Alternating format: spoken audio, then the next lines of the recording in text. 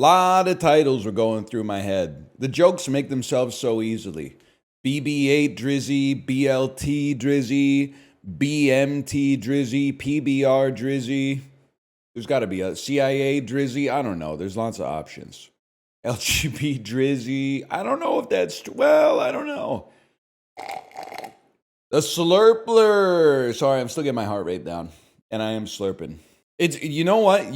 Missing one ingredient, you can make a smoothie. And you can run on that kind of like 1984 Winston-ass, like I've been using half as much coffee for 6 months type ration for a long time. But when you get all the ingredients finally assembled again, oh shit, man. It's been like 2 weeks since I had agave syrup in the smoothie. It's hidden like crazy.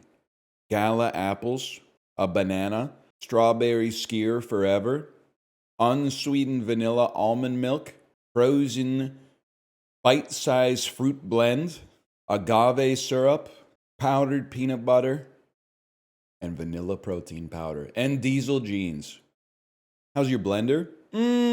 It's a Blevins, so it's pretty good.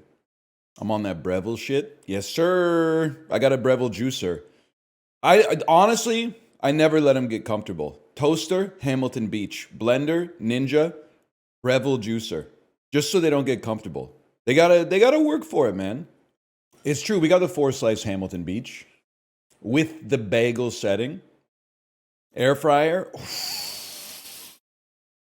I forgot. I think I don't. Let me 1 second. I'll be right back. I forgot what kind of air fryer we have.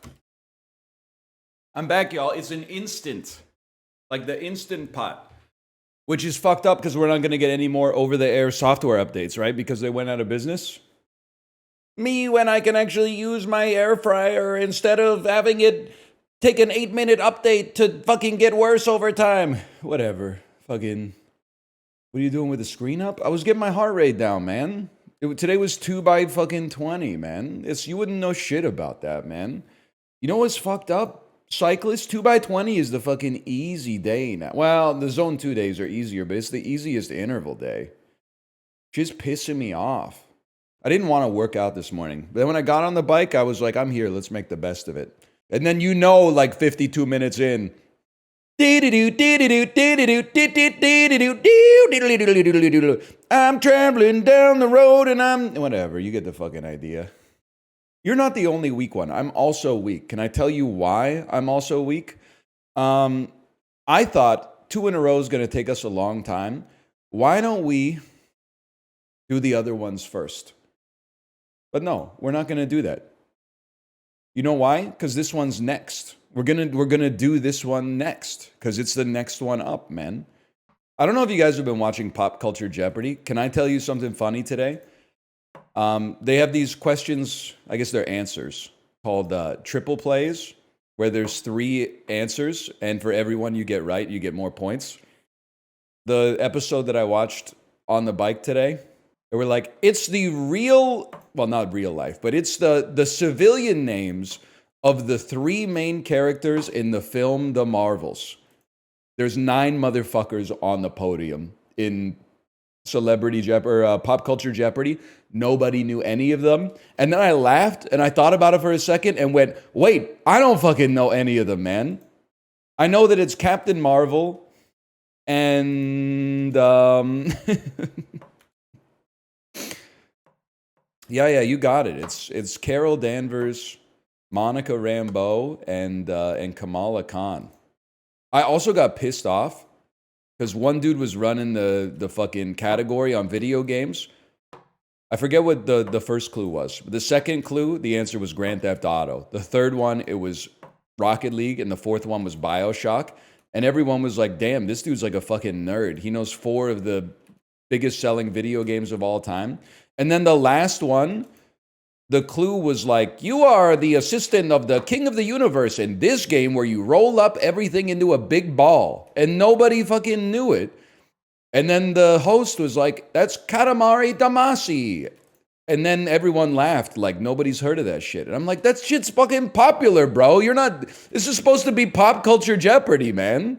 The dude who ran the fucking table in video games doesn't know Katamari Damacy? Pissing me off a little bit is what I'm trying to say. We do live in different worlds. Meanwhile, everyone's like, burp, burp, burp. That's Nene Leaks. And I'm like, who the fuck is Nene Leaks, man? From the reaction gifs? How do you like Colin Jost? I got nothing against him. I like that he seems to enjoy whiffing the jokes. He likes when the jokes whiff and then he laughs. I also like that he mentions at least 3 times per episode that he's married to Scarlett Johansson. Because I think it's like, you know, smoke him if you got him or something, right? Like, why not? He does do that. Anytime there's a reference to Marvel or a reference to Scarlett Johansson, which is, it comes up now and then because, you know, it's pop culture Jeopardy. Have you seen Pirate ESPN? I'll level with you. I haven't seen much, but I might watch that. Watch Bottle Rocket last night. Any thoughts? It's a lesser Wesser. It might be like the most lesser Wesser, but it's still good. And it's a curious watch because you can see like the origination point of a lot of stuff that would go on to become like his defining characteristics as a filmmaker. I would say I'm a Schwartzman merchant. I think that's fair.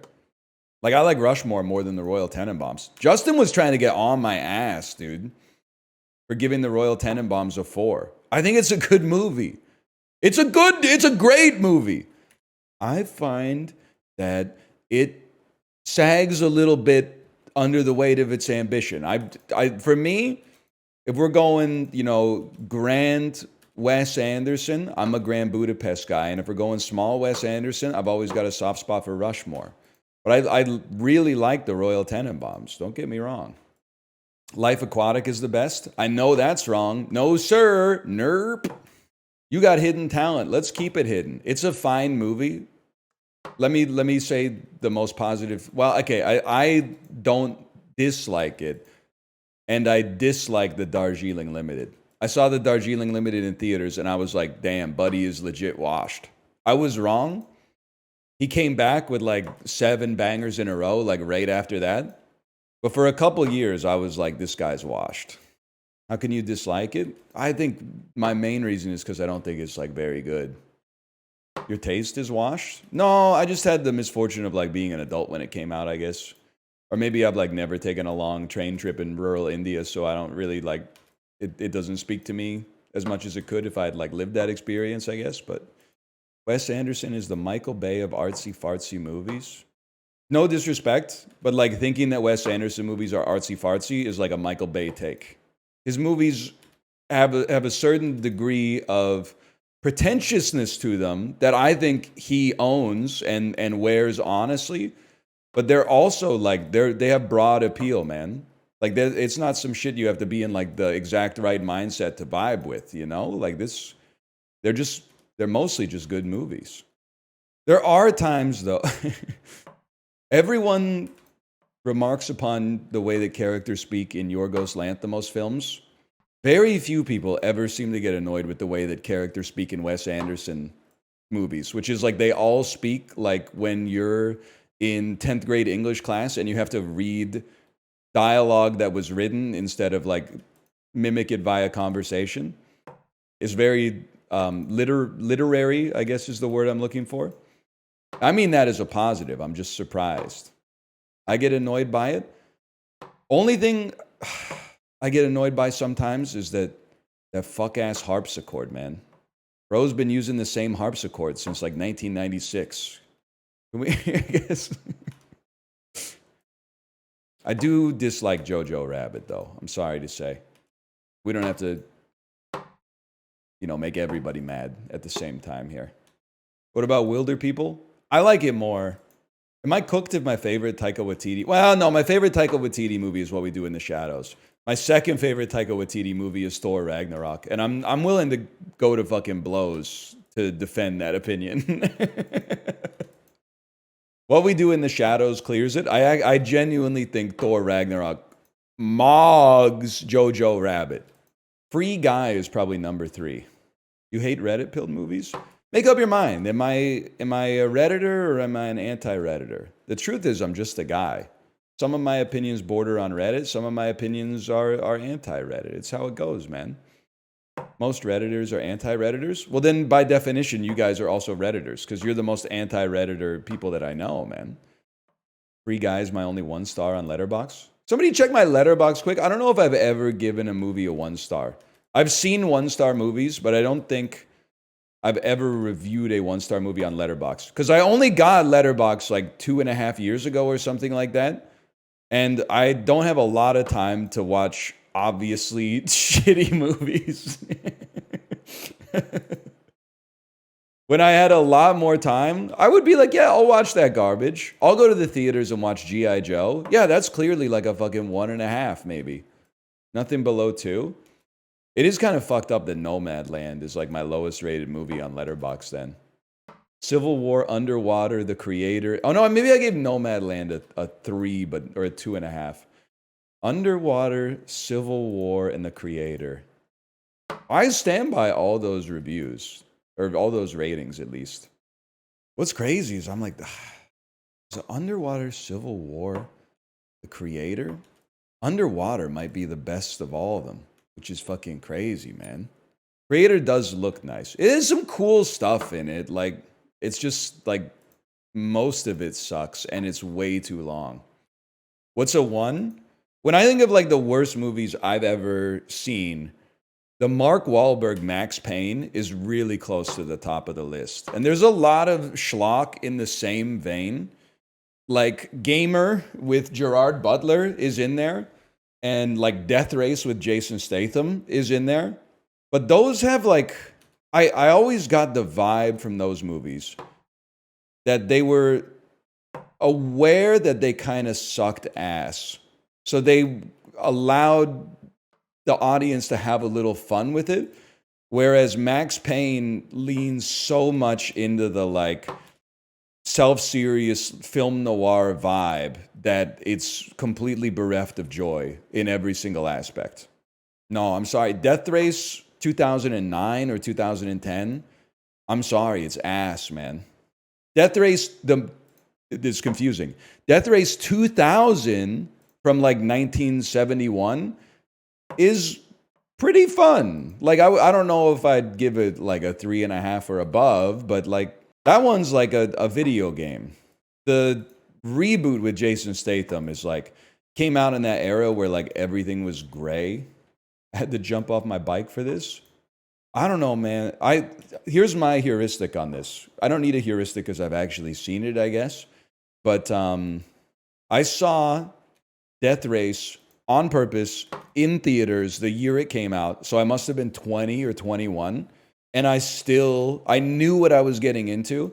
And I was still like, this shit fucking blows. So for me, I was like right in the target demo, knew what I was getting into, and still was like, this shit is garbage. I went and saw The Expendables 1 opening weekend. Because at the time especially, I was a big fan of like somewhat self-aware 80s action movies, Commando, Rocky IV, etc., etc. So I was like, they got all the schlock artists for the same movie. Like of course they're aware that they're kind of going to be making garbage and it's going to be kind of like an action comedy. Not at all. Just a bunch of old guys shooting guns, saving the world. Pure ass. And then they made 3 sequels, which is crazy. Now Crank knows how to fuck. Expendables is just thrusting. Crank or Crank 2? I'm a Crank 2 guy, honestly. I like them both, but well, Crank 1 had to do all the heavy lifting, so it's not really fair because they had to like establish the rules of the world that don't make any sense at all. Like, hey, I've injected you with a poison that if your heart rate ever drops below like 120, you instantly die. Crank 2 just got like when they were like, hey, I've given you an electrical heart, and if you don't get shocked every 15 minutes, your heart's going to stop. They didn't have to go through the explanation of it because you're just like, I get it, it's Crank. Crank is not Keanu Reeves' Speed. This is how I know you're not a real fucking connoisseur. Speed is a fun movie, but it's played serious. Crank is a fun movie, but it's played absurdly. Speed, in my opinion, is probably a better movie than Crank, but is not self-aware. It's played straight. Crank is like they knew what they were doing with Crank, and they leaned into the absurdity of it, which I appreciate. You see The Happening? Yes, sir. Happening. I've probably seen The Happening like 5 or 6 times.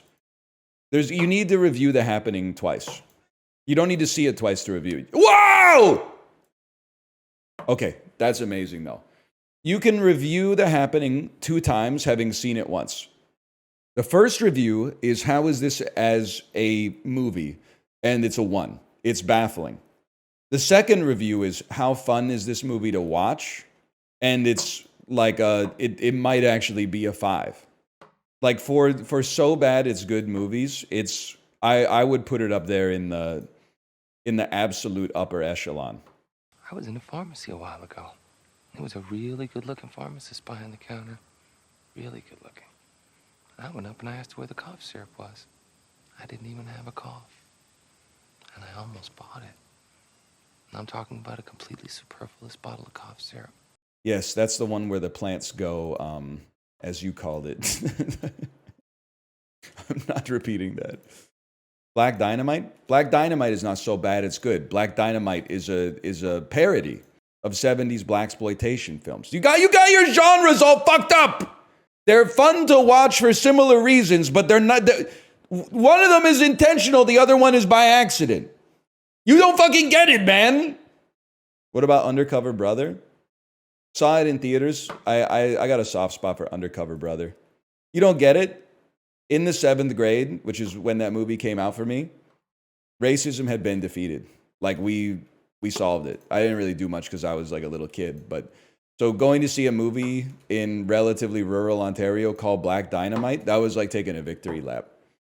Can I also say, growing up in a household where we didn't eat mayonnaise because my dad hates mayonnaise, that movie is how I found out that there's a stereotype that white people love mayonnaise. I had no idea, man.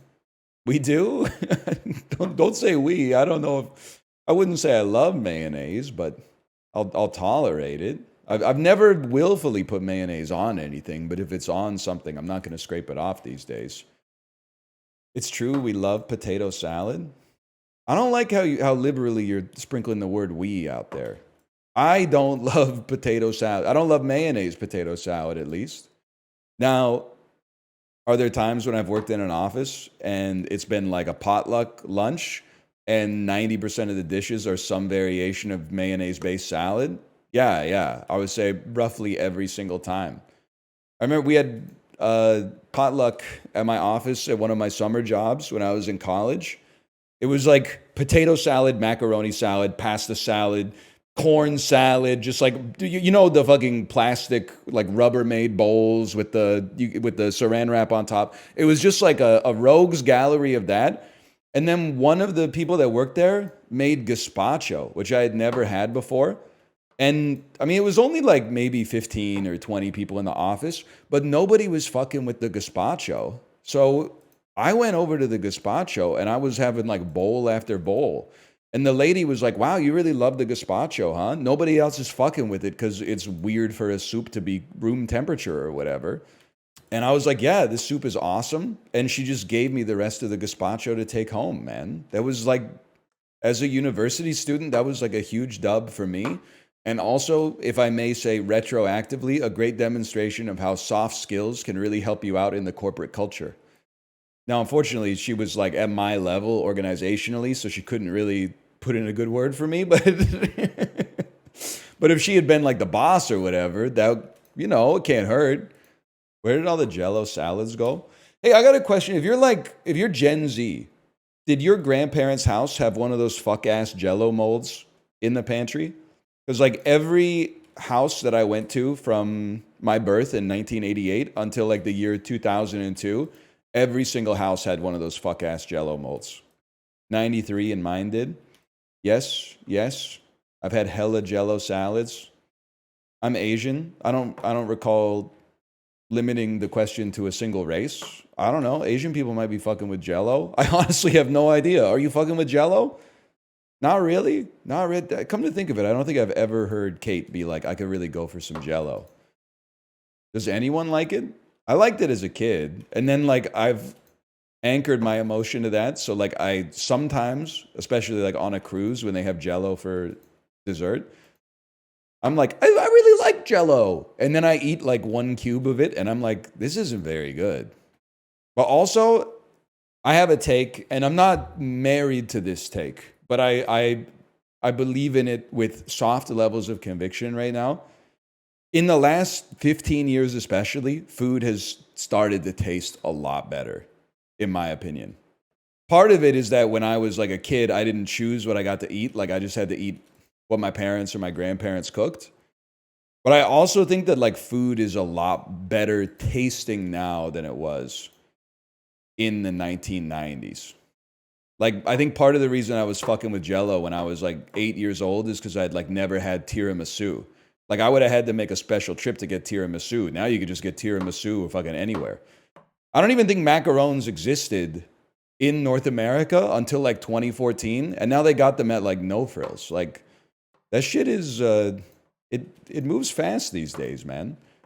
Now they are adding like more poison to the food, but that might also be one of the reasons that it tastes better. I don't know. Poison can be pretty tasty. Plastics in my balls, boy. Yes, sir. Plastics in my balls, boy. Wait, that's not Bangarang. What is it? That's salsa in my balls, boys. I maintain that '08 got us thinking about only food as escapism for like 15 years. I mean this in a complimentary way. That sounds like a master's thesis. I respect academia genuinely, so don't take this as an insult.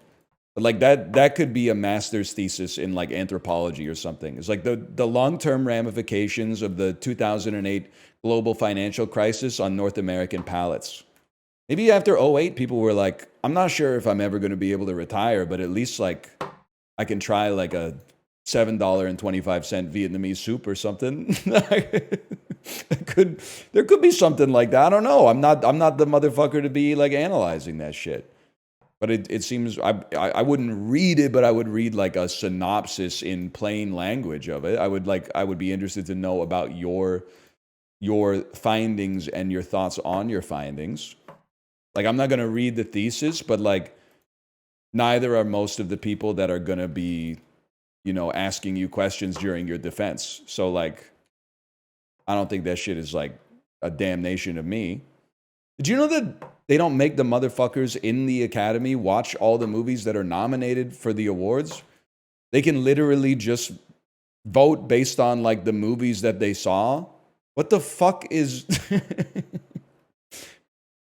No, I didn't see it on Twitter. I saw it on Reddit because the post was like, I think this is a little bit fucked up. And it was like 7 Academy members anonymously admitted that they haven't seen Dune 2 because they didn't like Dune 1. Well, I guess that's, now that I think about it, that's kind of fair. If you didn't like Dune 1, you're probably not going to be fucking with Dune 2. But they should fucking watch it because, like, isn't it their job? I guess their job is, like, making movies. Whatever. I don't care. I've decided I don't care. Just put the conclave in the bag, little bro.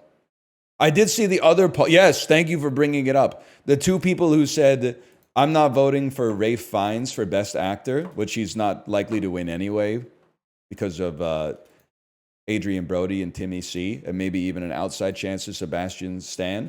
They said, I'm not voting for Ralph Fiennes for Best Actor because he's already won for Schindler's List when he fucking didn't win for Schindler's List, man. Isabel Rossellini crushed it. I don't think I'm a real critic because when I saw that Isabella Rossellini was nominated for Best Supporting Actress, I was like, she didn't do anything.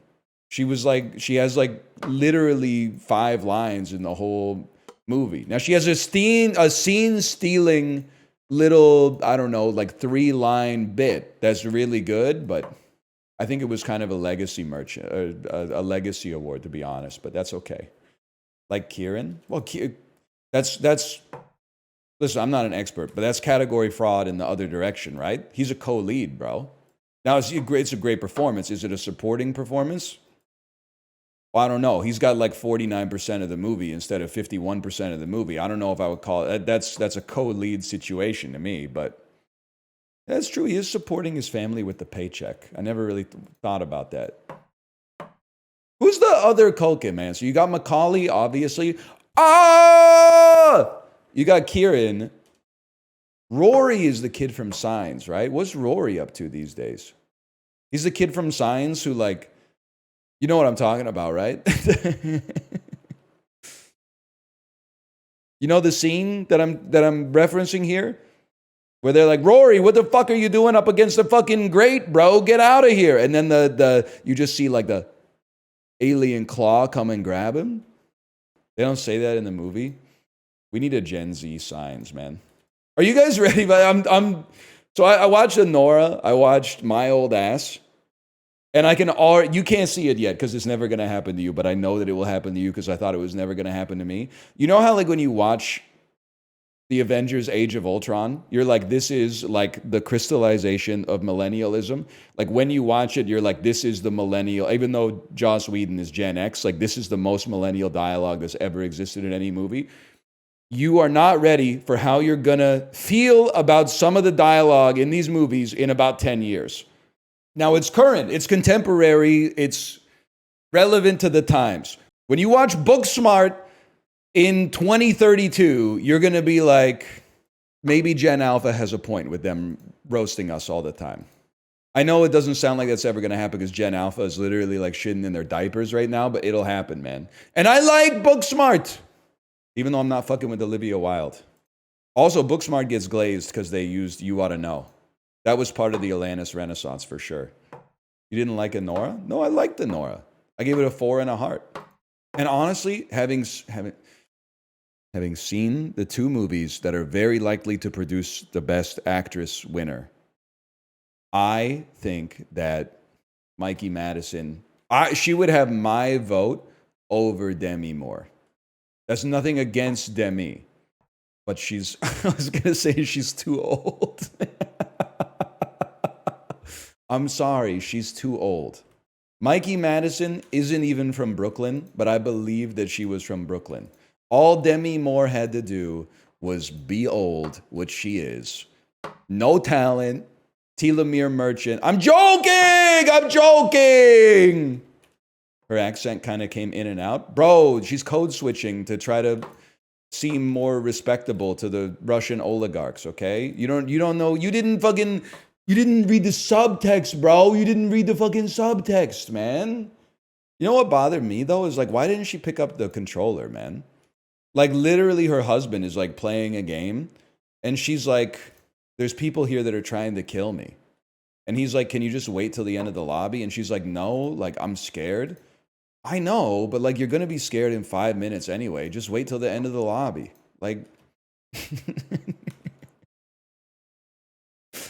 chill. Like, you can't, it's a multiplayer game. What game was his ass playing? It was a Call of Duty for sure. He had Call of Duty movements on his hands. It would have been fucking sick if he was playing Slay the Spire. But then it would have broken immersion because she would have been like, just pause it. It's turn-based. Babe, you have Snecko Eye. You don't need to calculate your energy costs. Just take the Meteor Strike. Just put Meteor Strike in the bag. Yeah, I remember when Frank Underwood was playing Call of Duty. In hindsight, we should have known that was a bit of a red flag. He did play Monument Valley on his iPad, too. They should reshoot it with Jack Black. Yeah. When he hits the kasha right before he pushes the journalist in front of the train. Dude, my daughter made an I Am Steve reference. She saw the Minecraft trailer on YouTube, and then she was telling me, she was like, it's so funny. A man shows up and says, I am Steve. And I was like, you know what? I've heard of this. I've heard of this part of the trailer. Jason Momoa sold out. You know, last week when somebody asked which actor is like falling from grace, and I said Pedro Pascal, but people weren't ready for that take quite yet. Jason Momoa is probably a better answer.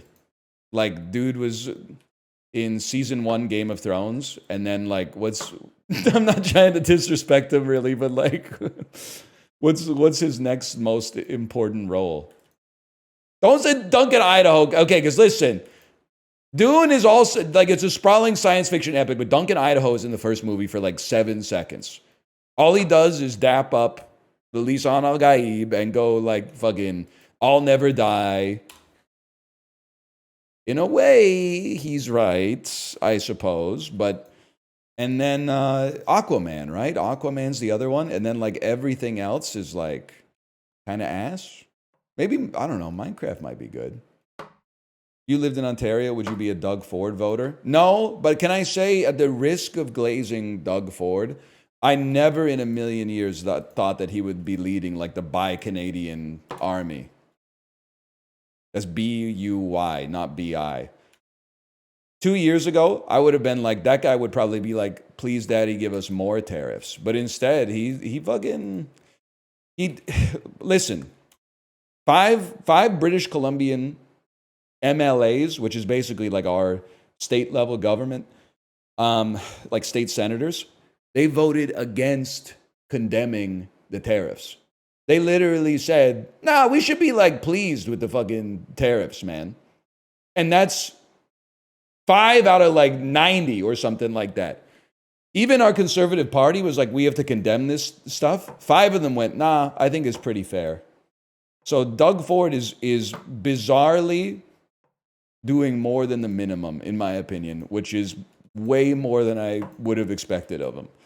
That being said, no, I'm not fucking with Doug Ford.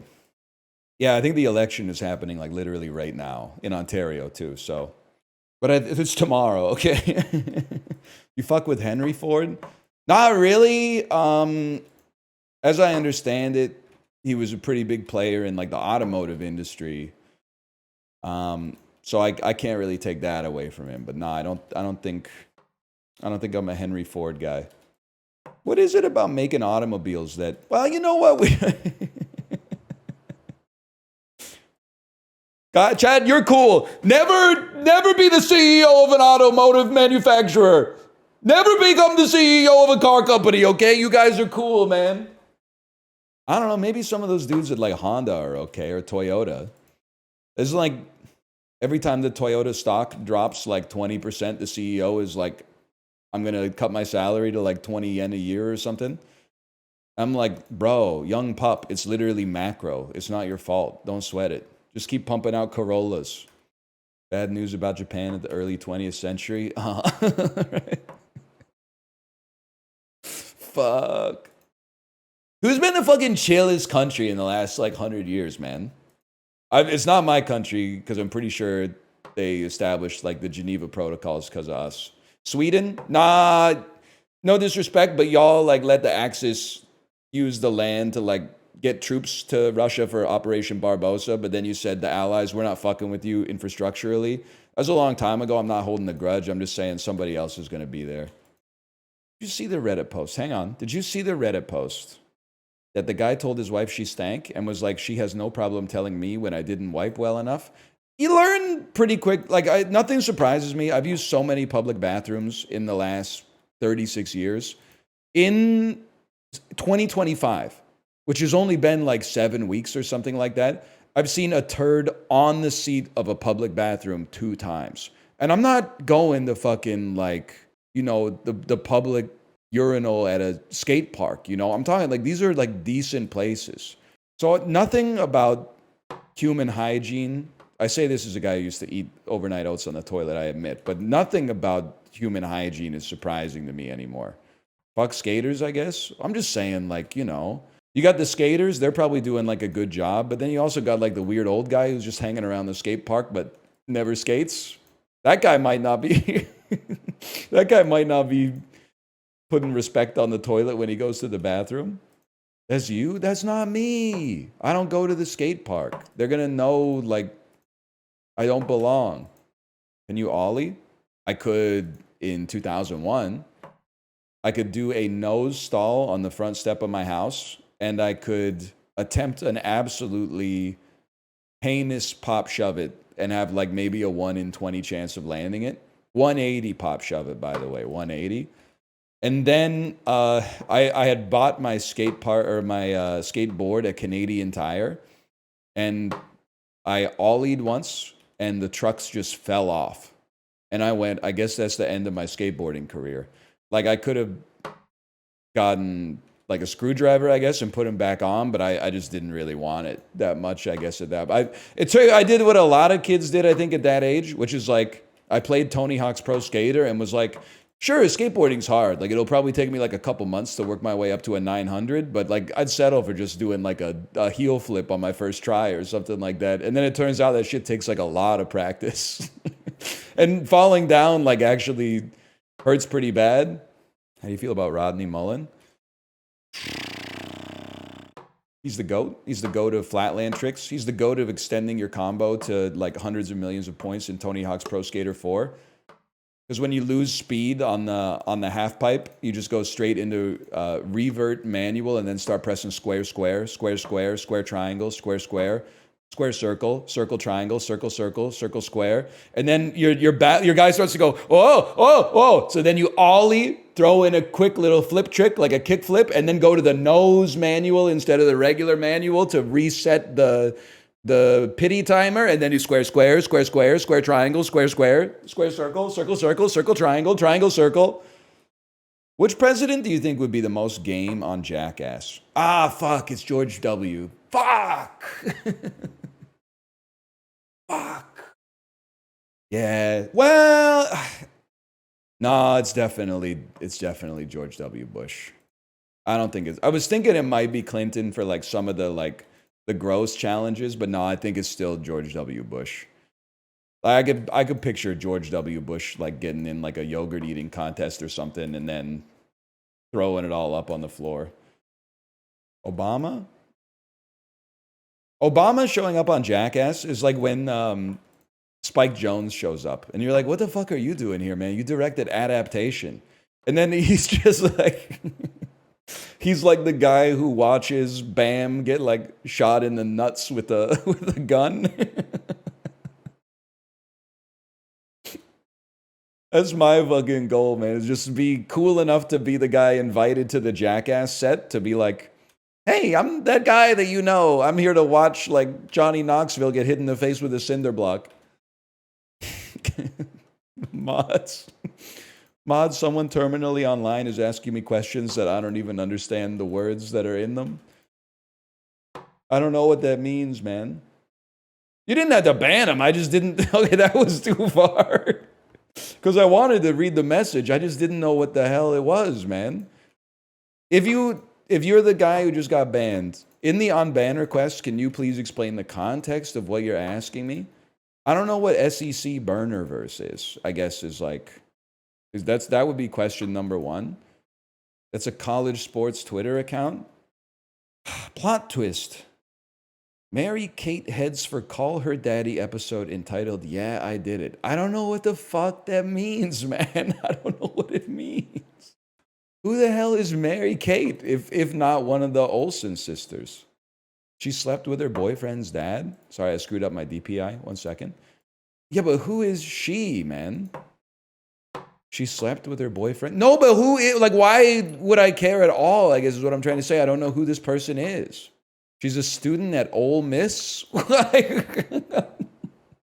but what has she done apart from this, which is remarkable, which would make this relevant news? That's what I'm trying to say. Nothing? Well, I don't. I feel this kind of fucked up stuff. It happens all the time to people that we don't know. I guess I just don't get it. Maybe it was a good ban, yeah. She's a civilian? I don't know. It's her business, I guess. I'm not saying I support it. I'm just saying, I guess I don't care. It sounds like 2 out of the 3 people who I didn't know existed are kind of like scumbags. We're like, what do you want me to say? It's like you're running a poll, is water wet? I think I'll find myself in the plurality on that one. Another thing that comes up on a lot of cycling subreddits is that the prevailing wisdom is that in cycling races, if you're racing in the 30 and under category, almost everybody you're racing against is clean. And if you're racing in, dare I suggest that this offends me, but if you're racing in Masters, which is like the senior PGA, but it starts at 35. But if you're amateur racing in the 35 plus divisions, 50% of men are juicing. because they're all on TRT, which is crazy, man. There's so many posts that are like what the most popular one was, like somebody had a van where they put like the US ADA, like the Anti-Drug Administration Testing Bureau, they put a sticker on the side of their van and parked it like at the start of the bike race. And then 200 people showed up for the race or had signed up for the race, but only like 42 people ended up actually racing. Like 75% of the people who signed up thought they were going to get drug tested, so they just went back home. Which is like insane to me if you're like just like a realtor or something. I kind of don't understand. I guess they're not on TRT to like win the bike race. That's just like an unintended benefit that's not fair to everybody else. They're on it to have abs like at age 51, which like if that was supposed to happen, I think it would have been in God's will or whatever. But please check your DM from Dan. Okay, let me take a peek here. I was not relevant. It's not unwelcome, but not relevant. No, there's no call to action or anything. He wasn't selling you steroids. No. No, he was not selling me steroids. The Masters guys, don't blame them. They're self-conscious about not being young anymore. I blame them, man. You gotta fucking get out of the new one if you can't lend a hand, brother. The times they are a-changing. What the fuck you mean you're jealous of the 25-year-olds? You fucking were 25, bitch. You already had your time in the sun. Now fucking pedal slower, motherfucker. You already did that shit. You had your turn. That's sad. It's the fucking circle of life, bro. I'd be more pissed if I was 25 and like I couldn't enjoy my youth as much as I should be able to enjoy my youth because some 52-year-old fucking project manager is on steroids feeding my fucking ass red on the Alpe de Zwift. You're doing hundreds of hours to farm one clip? No, I'm not. Did you see the clip of me getting the chips and the caps? I was excited to get the chips and the caps, but I was more excited that Chibli came back so I could tell him about my sick content idea of finding a chatter who's anxious to fly, and then the whole stream is just you tracking their flight on flight radar. You got it backwards. You still think there's dessert at the end of dinner. There's no dessert at the end of dinner. You're just chewing till the plate's empty. I'm anxious with everything except flying. Dude, honestly, that's kind of how I am. I don't want to get into whether flying is more dangerous or less dangerous relative to like 2 years ago. Because there's been more accidents. That's a given. But also there's like media contagion, right? So it's like as soon as there's one accident, people are like, wow, that accident got a lot of clicks. Oh, there was some duct tape missing on an engine on a flight that had to land in Arizona. So like that shit probably was happening like routinely, but it never made the news before, but now it's hot. But obviously you can't ignore also the crashes and the incidents. However, I can't make myself scared to fly anymore. I was already irrationally afraid of it when the conventional wisdom was that it was insanely safe, and I got through the looking glass. Even if it's gotten like more dangerous, I can't get scared about it again because I've already normalized it as a method of transportation. Nobody ever goes like, there's been a lot of car accidents in the news lately, I'm not going to drive so much. They go, idiot, why didn't you just not crash? You know? I guess it's a little different because you're not the motherfucker flying the plane, but like, thank God for that because I have control over it. I mean, how much control you have over it? Not, it scares me that you think you have that much control over it, I guess. I would like to think that, like, how much control do you think you have when your light turns green and you drive straight ahead and some motherfucker on their phone T-bones you going 70 kilometers an hour? Okay, anyway, what I was going to say regardless is, if anything, I'm at the point where, like, if our plane started to crash, I think I would be like, thank God I'm not the pilot, man. This guy's probably stressed the fuck out. Me, on the other hand, I can't even do anything. Like, what am I going to do? Knock on the cockpit door and be like, you guys need anything? Like, that dude's having, like, the worst day someone could possibly have at work. I just got to sit in my seat and, like, make my peace with the Lord or whatever. What do you mean, guy? Women pilots don't crash. Misogynist. Saved. I've never been on a plane with a woman pilot that even had any turbulence, quite frankly. I think they're just better at it, man. Because, male pilot stereotype, they're cowboys, man. Sorry, guy whose only knowledge of pilots comes from Glenn Powell and Twisters, even though he's not a pilot. I don't know why that was my touchstone there, but I do think, like, it sucks that you can't be alive after you die. And I know that's going to sound stupid, but here's why I said it. Because, like, I think a 45-minute stand-up set from a dead guy would go so fucking hard. Like, can you imagine the bits if you died in a plane crash? So, like, the last 5 hours of your life were, like, waking up early, rushing into the Uber, getting to the airport, getting anally probed, and having your whole body composition scanned by the TSA, who are like, take your shoes off. Who told you to take your shoes off? Sir, you can keep your belt on. Keep one shoe, put your laptop in the bin by itself, keep your laptop in the bag. Can you eat part of your laptop for me to make sure it's not plastic explosives? And then after all that, you just fucking die. Like, you went through all that. Like, that doesn't seem fair, man. You went through all that fucking shit and inconvenience just for the privilege of, like, exploding into a mountain or something like that. That's fucked up, man. That's a miserable day. You're like, damn, I really woke up 4 hours before I normally do just to fucking die in a plane crash. I would be pissed. Yeah, and you paid for it. Probably, like, more than you wanted to. You see those people on Qatar Airways that had to fly next to a fucking corpse for like 8 hours? And then they were like, can I move my seat? And the flight attendant said no. That's fucking funny, man. I didn't read the article because, like, it's 2025. But, like, were they transporting a dead body, or, like, did he die on the plane? It was a woman? Not likely. Statistically, most of the people who die are men. Man, it's crazy to, like, die I mean, what are they going to do? But it's crazy to die mid-flight and they just continue on to the target destination. Like, they're not gonna, there's nothing they could do. It's not like they're gonna land and then, like, have a funeral right there. But, like, it is kind of like, wow, fuck me. I guess nobody fucking cares that I died. You guys aren't fucking with me, huh? Like, I died in seat 2A and motherfuckers at the back are like, can I get the whole can of ginger ale, please? But what are you gonna do? It's a living or something is what they could say to tie it all together at the end. Anyway, what was I talking about? Oh, someone said, why do we talk about this all the time? It's not fair to you, but in the most neurotypical, like, well-adjusted way possible, I genuinely think about the fact that I am going to die at least once per day, man. And I don't think about it, like, in a depressing way. I don't know. It, like, comes up. Like, I was getting stressed out yesterday about some bullshit that doesn't even matter. I was stressed out, and I was like, it literally doesn't matter.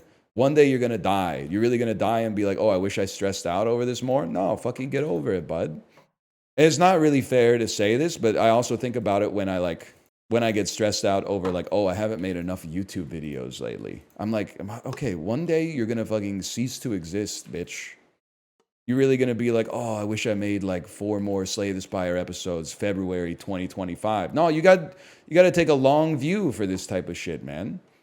Your episodes might have saved me. That's literally not my fucking fault. That's probably, like, your fault or your parents' fault. I don't have shit to do with that, okay? I didn't ask for your crutch. Don't ask for mine or whatever. I didn't have shit to do with that. Not to mention, I was probably an adult by the time you were born. So, like, you putting that shit on me is crazy. That's shameless. 4th time around, ass. Yeah. Focus up, land a card. Okay.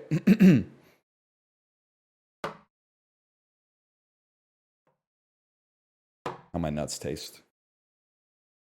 Ah! I'm back. I'm recentered. Not to, like, relitigate the whole 3 Little Pigs shit, but, like, isn't it faster to build your house out of bricks than to build it out of straw? I feel like building your house out of bricks is, like, that's what they're for. They're like rectangles. You just stack them up. Boom, you got a wall. Repeat it like 4 times. Now you got like a fort, and now you just need to put a roof on it. Then like the straw, like I don't even know what you do. You like pile it up or whatever. Just doesn't make any sense to me. I'm starting to think Hans Christian Andersen didn't know shit about residential construction. I mean, I'm not trying to victim blame. Like the wolf probably shouldn't have been doing that shit, but like at the same time, why didn't they all just make their house out of bricks? Are they stupid? Similarly, what the fuck are the three bears doing leaving full bowls of porridge on the fucking table when they go out shopping? Like the chairs and the bed, I get, but like their whole fucking breakfast, they just left it on the table. They had ADHD. That's so real, man. They were like, I want breakfast. Took one spoonful, gotta go, left the house, and then got fucking pissed when someone else ate it. That's so, you have left no crumbs. That's the realest shit anyone's ever said, man. They weren't fucking eating it, man. But then someone else ate it, and they're like, fuck this Goldilocks, bitch. It also, to me, it doesn't make fucking sense that all three bowls of porridge are different temperatures, but whatever. Maybe they like ordered it medium rare or whatever. They literally just left it. And the shit is porridge, man. It's going to be like caked on. Going to be a brick later. Pigs can use it. We need like a Aesop rivals, man. I could totally be like a, I was going to say Rumpelstiltskin, but I think he might be a little problematic. Who's the one with like the spinning wheel or whatever? I know one thing for sure. Princess and the Pea would be a fucking tank, man. What was I talking about? You guys ever play Storybook Brawl? Sam Bankman-Fried in the chat. Does anyone know what the fuck I'm talking about? Do I know what the fuck I'm talking about? Yeah, I saw that that Ludwig's going undercover bald mode. You know what's funny is that nobody believes that there's an anti-bald bias except for bald people. But then like one dude with hair shaves his head and he's like, you guys are not going to believe this. There's an anti-bald bias. And people are like, whoa, I believe you. It's kind of fucked up. Honestly, it's kind of fucked up. They not like us, man. Yes. Yes, sir. No, we're not beefing. I told him in the back channel, I said, wait, maybe I didn't say this. Maybe I thought I was going to say this and then didn't say it. I said, I think it's funny how so many streamers have a sub goal that is like just to live like me for like 3 weeks. Like I would just wake up like this every day and other streamers are like, if you give me $10,000, I'll do a day in the life bald video. You ever thought about becoming a wig guy? You ever thought about going 2 seconds without asking me a question about what it's like to be bald? It's just like, I don't take offense to it. It's just kind of like, it's, you know, it's, the thing is like, it's not that interesting. There's only like 4 questions. And then it's like, that's it. But I'm still here talking about it. You can get them all out right now. Sure. Is it cold in the winter? Yes. It's a little bit colder. Do people ask to kiss your head? No, it's never happened. Is it warm in the summer? You need to wear sunscreen on your head or a hat to protect you from UV radiation, for sure. Do you slap it like a drum sometimes? Yes, I do. I do that. That one, I don't know if I've ever been asked that one before, but yeah, sometimes I'll drum on my head a little bit. How often do you shave it? 2 times a week usually. It's not like on a regular schedule. Shampoo or soap? I'm a soap guy, but I understand like maybe shampoo does something for your scalp as well, but I've never really noticed a problem, I guess. Can you get dandruff? Yeah. If you keep it very closely shaved, you tend to not get dandruff. But if you go like a week without shaving it, after you shave it, you do have a tendency to have dead skin on your scalp that you gotta kind of exfoliate off. Or I do at least. That's about it. I mean, there's nothing else really that you could. I'm willing to say that I feel like the shining your bald head is a myth. I don't know if I've ever heard of a bald man actually shining his head. I think it's some Three Stooges stuff. It's literally shiny. Yeah, because there's a fucking light pointed at it. I don't know what you want me to say. I know an old guy who did it. Yeah, well, the dude who invented Vaseline literally fucking ate Vaseline every day. That doesn't mean like that's what it's there for. It's not like when you buy Vaseline at the grocery store, they're like, what are you cooking tonight? They know what you're cooking. Frozen pizza. That's like, I'm sorry to play all the hits from Twitter, but I'm nostalgic for it because I don't use it anymore. The tweet that's like, every time I buy a frozen pizza, I'm like, yeah, when I don't want to cook one night, maybe I'll have this frozen pizza in the freezer. And then when I get home, it's like, well, look who doesn't want to cook tonight. That's art, man. That's speaking truth to a universal human experience.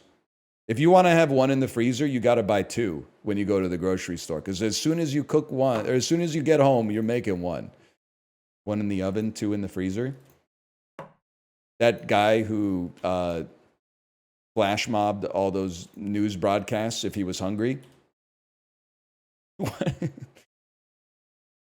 One in the oven, two in the freezer. Remember that guy? This joke doesn't really work. Remember that guy?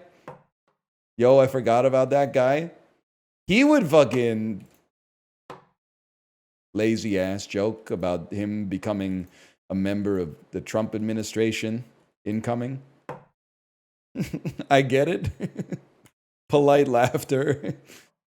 Polite laughter indicating, yes, things are kind of crazy right now. People care more about me being bald than I care about being bald. It is true, man. You know what it is? It's like when you're the only motherfucker in your office who's lost weight. And then people who eat like a whole chocolate cake for lunch every day come over to you and start talking about like how bad for you exercise is and stuff like that. It's like, don't worry, but you're not the one pumping the watts. You got nothing to worry about. Just chill. Stop straw manning. That's a real person who probably works in human resources. My coworker lost 100 pounds. All my other coworkers were fucking pissed. Can I say I've been on both sides of this, and I would be pissed too. I get both sides of that. Because it fucking sucks when like somebody in your circle has a glow up. Because it lessens yourself relative to them. Like they should do it, don't get me wrong, but now you're like, fuck, now just to like keep up, I gotta work hard. I get why you'd be pissed. I totally understand, man. It's real, but you shouldn't say it. I think it's a personality flaw, but I also totally understand where they're coming from, man. Why are you Hot Pocket watching? That's pretty good. It's like when you start college and you like have your first circle of friends. And you're like, yeah, we're probably like all roughly the same level of attractiveness to the opposite sex. And then like one of your friends gets a girlfriend in like 48 hours. And you're like, what the fuck? Did I really misjudge this fucking situation? I thought we were all on the same level here. Stop, it's too real. It's because it fucking really happened, dude. Sebastian Stan, though. Yeah, I still got to see A Real Man. It's $1.99 on Amazon Prime Video Canada right now. A Different Man, that's right. The Real Man is... I got it confused with A Real Pain. You love A Real Pain that much? I liked it a lot. I don't know if Jesse Eisenberg has one defender. It's me, man. But I think he has like lots of defenders. Have you considered how annoying Kieran Culkin was? I mean, like... Ricky, you're saying the quiet part out loud is like, was I touched by the tragedy of Kieran Culkin's character? Yeah, for sure. Would I have crashed the fuck out if he let me sleep through the train station we were supposed to get off on in a foreign country on our short vacation? I would have freaked the fuck out. I would have lost my mind. And all Jesse Eisenberg does is like the dude, Kieran Culkin takes the longest piss of all time. And he's like, sometimes my cousin's annoying. Like, he's a better man than I am. I would have been losing my mind. Also, I don't want to go smoke pot on the roof of my Polish hotel because I don't know how the fucking emergency exits work, man. Like in North America, all the doors that say fire door, do not open, alarm will sound are literally lying. None of them will sound the alarm when you push the door. It just doesn't happen. But that might be different in Poland. Maybe we go up to the roof in Poland, we push the door and the whole hotel has to evacuate. I don't know how that shit works there. I don't know the cultural norms. Sometimes it's a silent alarm. Who the fuck installed a silent fire alarm? That shit is like something the Joker would come up with. That doesn't make any damn sense. Watching this at work and having to step away, then come back is like whiplash. Dude, I can't even imagine. But there's something there's like a resonance there, right? You might have a job that actually is important, But if you don't, and I don't mean that as a pejorative, because look at what I'm doing. Watching me do this meaningless shit and then having to step away, there's like, we need all hands for this meeting. And then it turns out somebody just wanted to talk about something that actually isn't all that relevant for like the other 20 people at the meeting, which is also meaningless. And then coming back to this meaningless stuff, that's crazy, man. You know what's crazy? Is that LeBron has been in the league for like 19 years at this point. I mean, I guess Bronny is LeBron James Jr., right? But those are the only two LeBrons. Like, shouldn't we be encountering like a wave of LeBrons crashing into North America right now? I never thought about it before, but you would think everyone's talking about like, oh, there's a kid in my daughter's second grade class named Khaleesi or whatever. But you never hear shit about like, you know, oh, I'm a senior in college. My name's like, you know, LeBron Williams. Like Michael Jordan was huge in the 90s. When I was in college in the late 2000s, fucking everyone was named Michael or Jordan. I guess I still meet some motherfuckers named James now that I think about it, but that might be like a coincidence. My name is Jordan. Okay, I'm carrying the wheel, fucking ass. Come sit next to me. Pour yourself some tea. Dude, if Pinkerton flopped, do you think they would have just released like 10,000 versions of that song, but changing the name? Like that dude on Spotify who does all those songs that are like, Ryan Poop, Ryan Poop. My name is William, dun, dun, dun, dun, dun, dun, dun. They could have done that, man. It would have been better than that fuck ass like space opera he was trying to write. Although Longtime Sunshine does go pretty hard. But now you're finally landing. I'm just saying, I listened to the Rivers Cuomo solo album. What's the one? It's not called Spider in the Snow. That's a Dismemberment Plan song. Lover in the Snow, right? That one's pretty good. Reset.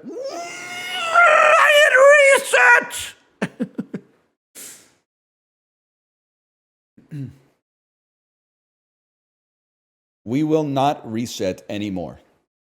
If it's any consolation, we were like a 1 in 1,000 chance to hit the Theragun.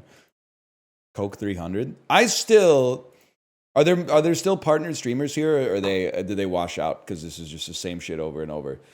Can I get some experts to weigh in on the viability of Coke 300?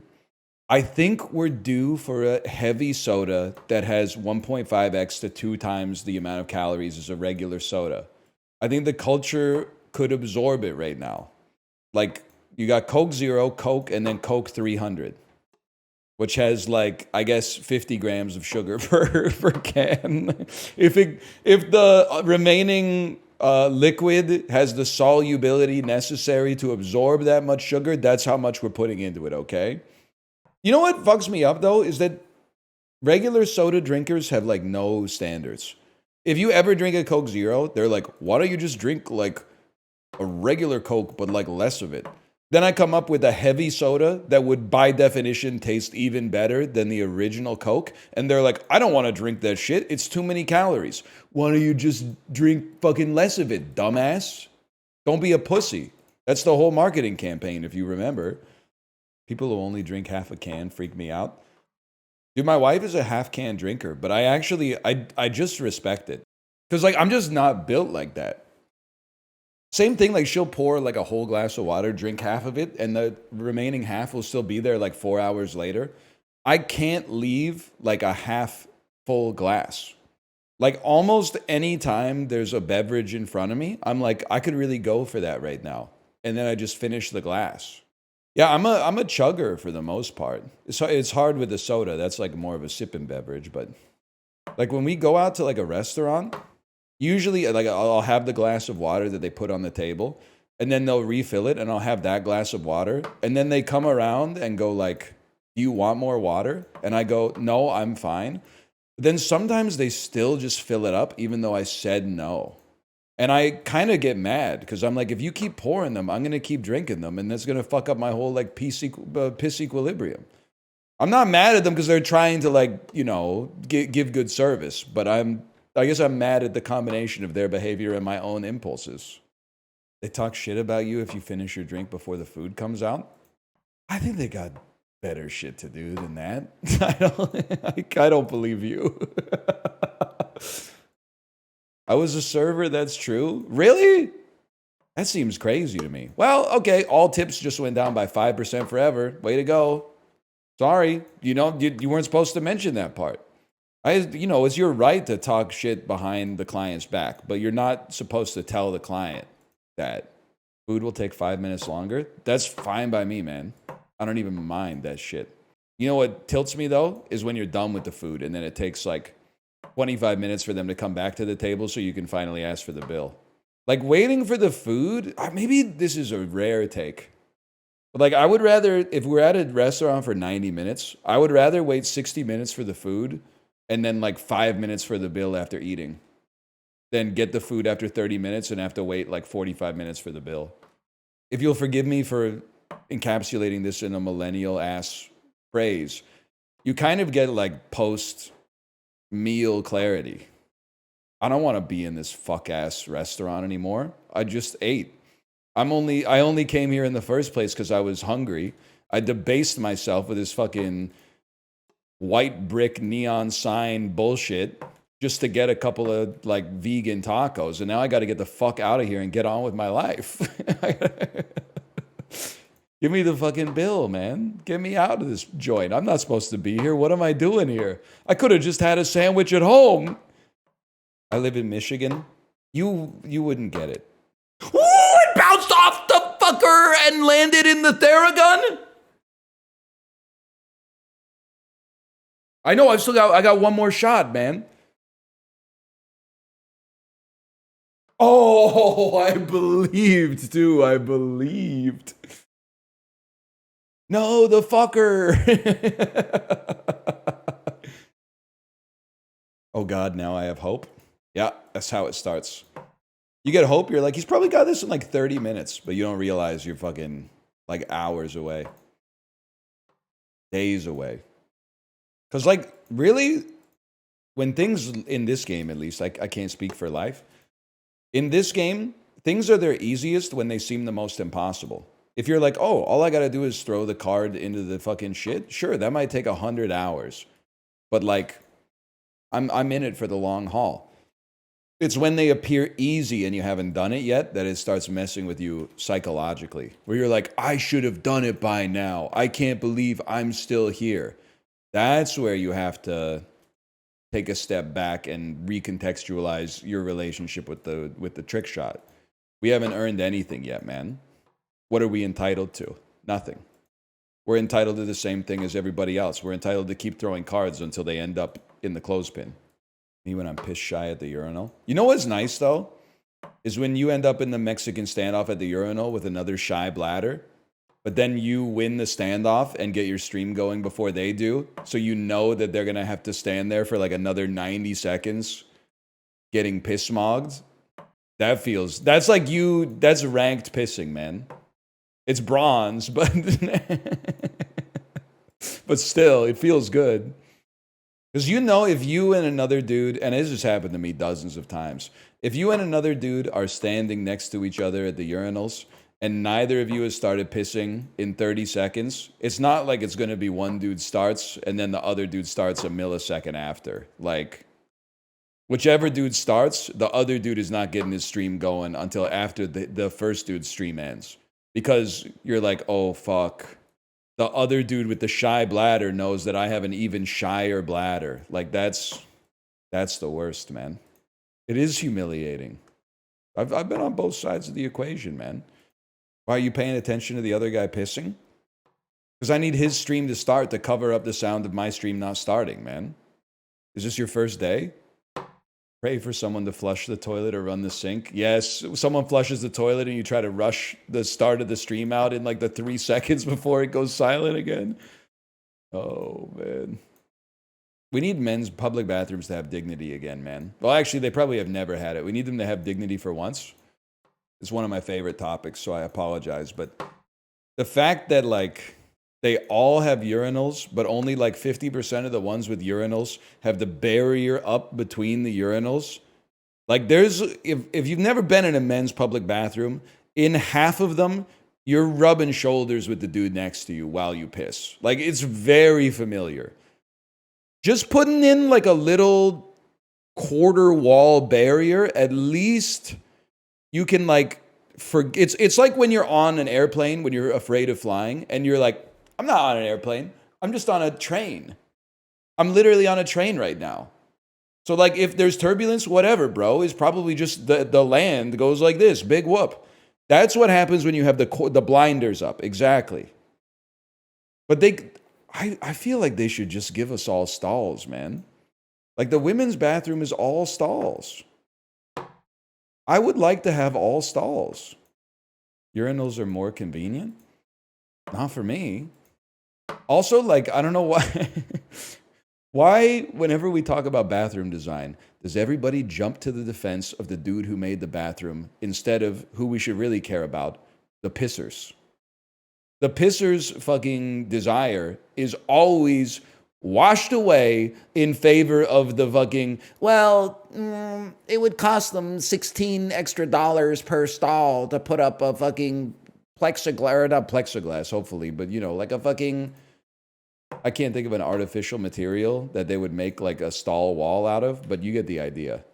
You really expect Rogers Arena to be able to pay $50 per stall to install a door? Come on, man.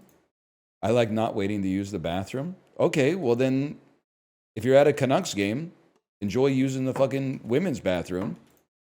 Because you're going to, no matter how many urinals they got in that bitch, you're still going to be waiting. You ever think about how crazy it is that on an airplane, like a Boeing 737, rows like 5 through 38 have 150 people and they got 2 fucking stalls? Like, I'm not saying that it should have the same number of like the passenger to bathroom ratio of like a person's house, but that's like 75-1 is crazy, man. Just hold it for a few hours. No, I'm literally going to elbow you and say, hey, I got to go piss. Can you get up? Because I'm sorry. This isn't like the war. Like, I'm not holding that shit any longer than I have to. Listen, if the captain made an announcement that's like, we're beginning our final descent, I'll hold it till we get in the airport. That's fine. But like, if I have to piss an hour into a 4-hour flight, it's not like it's going to get better. I'm just going to hold it. Or the opposite. I'm just going to piss, I mean to say. Then double to get off the plane. Yeah, but like, I don't know. The older I get, the more I realize, like, it bounced off the fucking thing again. The older I get, the more I realize I'm not in traffic. I'm not in traffic. I am traffic, man. So I'm like, the way that I'm like, why are these fuckers taking so long to get off the plane? That's how the motherfuckers like 5 rows back feel about me. They're like, oh, come on, get off the plane. What if I'm last? When we traveled with our daughter when she was much younger, we would bring the car seat onto the airplane. So we would sometimes just, if we were already at the back of the plane anyway, where they put all the other families with young kids, we would just wait until everybody else was off the plane, and then we would get off. It's just like, it's an extra, 5 minutes at most to just get off the plane comfortably instead of like feel like you're in a rush.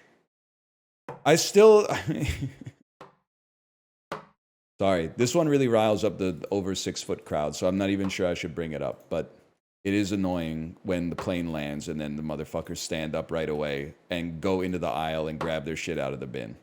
It's just a little irritating. It's not the end of the world, but it's just a little irritating. I get it. You want like the blood to go back into your body, and so your knees are tired of bending and stuff like that. But to me, it's like a you think you're better than me type thing. Maybe I'm the only one. But I never skip the line, okay? If I'm row 25, I'm not moving until rows 24 and up have all exited the plane or indicated non-verbally their intention to stay on the plane until everybody gets off. So then I make an executive decision. I look at the row next to me, and then I look at my row, which is usually me, my wife, and my kid, and I say, who's getting off first? If the row next to me is like 3 young adults, I say, you guys go ahead, because you are going to get off faster, and it's going to take us a long ass time to get off the plane. Because I like yelling at my 4-year-old, like, come on, we gotta go. And then she's like, Daddy, my legs are tired. And I'm like, you were sitting down for 7 hours. What do you mean your legs are tired? You can sit in the jetway. Just get out of the lane first. But if they got like, you know, if it's a dad and 2 kids, I'm like, we're going first because your ass is going to be here for a long time. So whenever I see someone that just gets up and grabs their shit early, I'm like, you didn't do the fucking assessment, man. You didn't do the assessment to see if your rowmates should get out first. And I take a very mild amount of personal offense to that. What if they did the assessment prior to landing? No shot. They were watching Deadpool versus Wolverine in that fucking Blake Lively movie. I watched them the whole fucking flight. Ain't a thought in that damn head. Unlike me, who was not watching anything but just listening to Blonde on Blonde and tapping his foot to the beat. They wouldn't get it, man. They wouldn't get it. And watching other people watch movies? Well, you literally, if you're not watching a movie yourself, you can't do anything but watch other people watch movies because your eyes have got to go somewhere. That's cheating the raw dog? I'm not trying to get an ego about raw dog in the flight. I just like, I can't watch a movie because, well, like, here's how the flights go, okay? Within 30 minutes of takeoff, my wife falls asleep. And then for the rest of the flight, my daughter pokes me in the arm every like 2 minutes to tell me to look at what she's playing with on her iPad or coloring or like the sticker that she just put in her sticker book or something like that. So it makes it very difficult to watch like a dramatic movie that you're trying to get sucked into. Yeah, she's obsessed with stickers, man. Like I bought stamps yesterday and she said, Daddy, can I have one to put in my sticker book? And I was like, no. It's $1.50. I can get like 200 Spider-Man stickers for $1. I'm not giving you $1.50 stamp to put in your sticker manual. That's crazy. You ass. It's $1.50 a sticker, man. That's it. It's the most expensive sticker on the planet. You're a billionaire? Act broke, stay rich, buddy. I'm not going to let her like decorate her stuffed animals with stamps, man. If I took my eyes off her for like 2 minutes, could be $15 worth of stamps on that thing. So you'd give us $5 randomly if you asked? Yeah. I don't have a problem with that. It's called like direct relief or whatever. It's having genuine interaction and good impact in my community. Also, librarian, did I fall off? I haven't been recognized in forever, man. I got these $5 bills with the kids playing pond hockey on the back, burning a hole in my fucking crossbody bag, man. I think I fell off. It's winter, so I still go outside.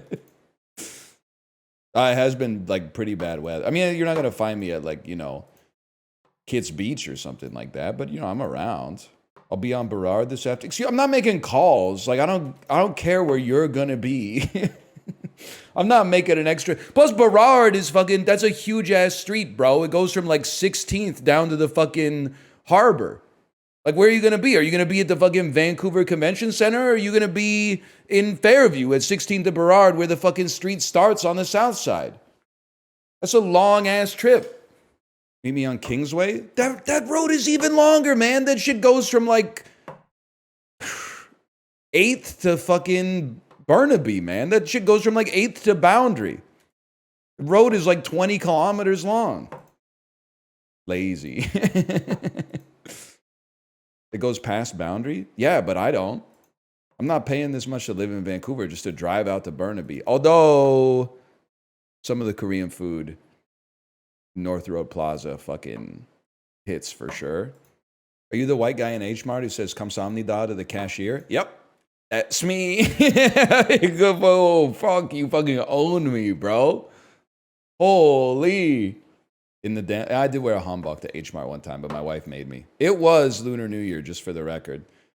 And then she got a bubble tea while me and my kid were wearing hanbok in the H Mart parking lot. And Korean people kept coming up to us and going like, hey, you're wearing a hanbok. And I was like, that's right. And they're like, I don't know if you knew this, but that's like a Korean traditional outfit. And I'm like, yeah, brother, I'm aware. Yes, that's correct.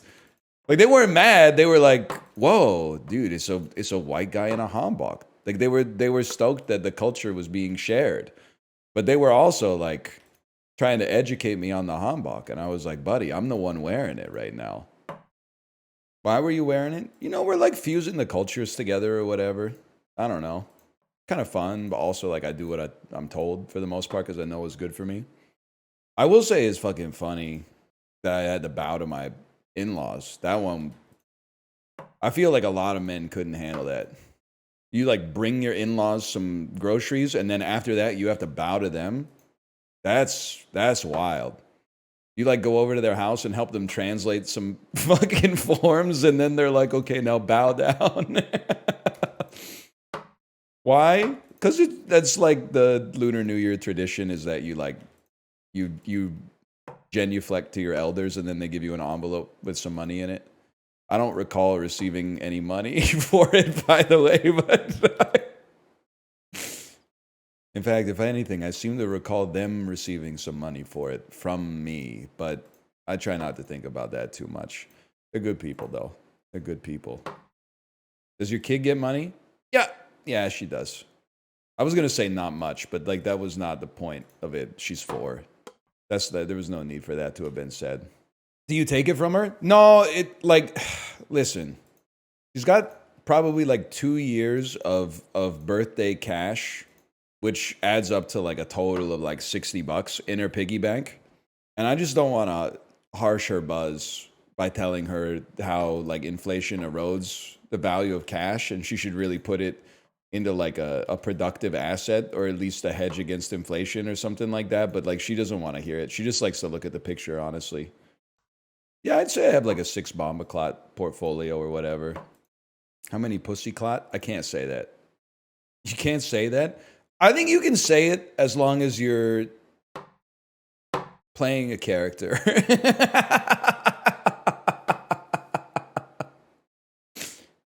Yeah, like if you think it's funny, then I can say bomba clot. And right now, I think it's got a pretty good hit rate, but that may change. I wouldn't be exiled from Jamaica. I told you I took that bus tour in Jamaica. They wouldn't let us off the bus until we said, yeah, I'm on. They held us hostage, man. I was like, I'm not going to say that shit. I'm woke. That's not for me to say. They wouldn't let me off the fucking bus until I said it. You had to pass the vibe check just to get to the part where the fucking street vendors harass you into buying like a wood carving of a hand giving the middle finger, man. I wasn't going to miss that. Even my wokeness has its limits. It does. Wait, don't think about it too hard. There were some people on the fucking bus that were stoked to say, yeah, I'm on. You? It wasn't me. Ever tell you my favorite? It's just like, I apologize if you're a huge fan of reggae music. My favorite joke that I told, if I could be a narcissist, about the Jamaican bus tour was when on the drive back, which was like an hour long, they played 3 Bob Marley music videos on the bus. And I was like, damn, I'm not fucking with Bob Marley at all. Turn this shit off. And then they played like 8 Jamaican music videos not by Bob Marley, and I was like, put Bob Marley the fuck back on, man. What is this shit? No wonder Bob Marley is so fucking famous, because the rest of the stuff that they're playing is fucking horrible, man. I completely understand the Bob Marley love now. I know we talk about Bob Dylan a lot, but I think isn't it funny that like they wanted him fucking dead for playing an electric guitar at a folk festival? Just that whole situation is so fucking funny to me. They were like screaming at his ass. They wanted his fucking head, man. Even though his electric shit is way better. That's what I'm saying, man. Dude literally heard the first 3 notes from Highway 61 Revisited and went, that's it. I'm done with this guy. You fucking sold low, dummy. I mean, there's still some good stuff in that period, don't get me wrong, but still. They said, you're fucking Judas, man. All he did was plug in his guitar to an amp. Yeah, Bob Dylan would go crazy with the grill. But we've got already like a modern day Bob Dylan, Machine Gun Kelly. I'm just happy we have someone to carry on the torch. Every generation needs its own slender white boy with something to say. Too far? That's you? I'm not that slender. I told you, I'm 2.5 kilos up since January 1st. He should change his name, though, because his name is a little violent. Maybe he could become like Machine Flower Kelly. Machine Fun Kelly. Something. Squirt Gun Kelly. That's definitely true. That's true. Why is this Squirt Gun Kelly's? Because I was just thinking you changed the gun, but you fucking thought outside the box for that one. Damn. Fencer Brave, thank you for the gifted subscriptions. Subscriptions so numerous, they lagged my Twitch chat. Anybody else get a lag from the particle effects? That's probably on my end more than anybody else's, but thank you, Fencer Brave. Thank you, much appreciated. The meme is becoming real, man. Please stop spamming sour, please. I'm using an old Chromebook. And every time the animated emotes show up in chat, it makes my legs really hot. Pedersen is killing my pool. He is fucking like, he's pretty ass right now. I'm already on that like Ben Simmons cope. Where it's like, oh, he was playing through injury all this year, but with a full off season, he's going to be a menace, man. We're going to do that, because I've done it many times with other players too. He's too skinny, but then in like July, they're going to post a video where he's like in the gym going like, hoo, hoo, hoo, hoo, and then like taking the medicine ball and going, and then he's going to be like 8 pounds heavier. And we're going to be like, oh shit, man. The league is not ready for Jacked Petey. Jacked Petey traded his hair for muscles. And then the dude is going to be slow as fuck in the opening game. And he's going to get like 11 points in the whole season. Nah, he can make it. I'm just, Petey, if you're watching, like I'm your number one fan. Well, that's not true, but I really like you and I hope you do well. And I have a jersey of yours. And Sweden is my favorite non-Canada country to root for in international hockey competitions because the colors on your flag go crazy, man. Also, Vancouver has a great connection to Swedish hockey players. So, like, I'm rooting for them. How'd that go in Four Nations? Well, listen, I'm sorry Canada mogs all of you. Jordan Binnington just can't be stopped.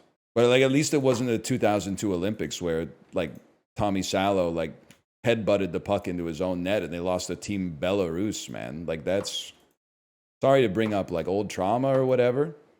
Norway is cooler. They're literally like the only Scandinavian nation that sucks ass at hockey. No disrespect, you guys fucking crush it in the Winter Olympics with like all the bullshit events. The 4,000 cross-country skiing variations that stuffed the medal count for Norway exclusively. Biathlon, decathlon, 2 meter skiing, 100 meter skiing, 1,000 meter skiing, 10,000 meter skiing, 100,000 meter skiing. Fuck you, man. Still better than swimming. At least swimming has the good sense to be over quickly. Also, we got some good swimmers occasionally, which makes no fucking sense to me, but whatever. I guess we're not like Pokemon. You can't just be like, it's cold there. They should only be good at stuff with snow.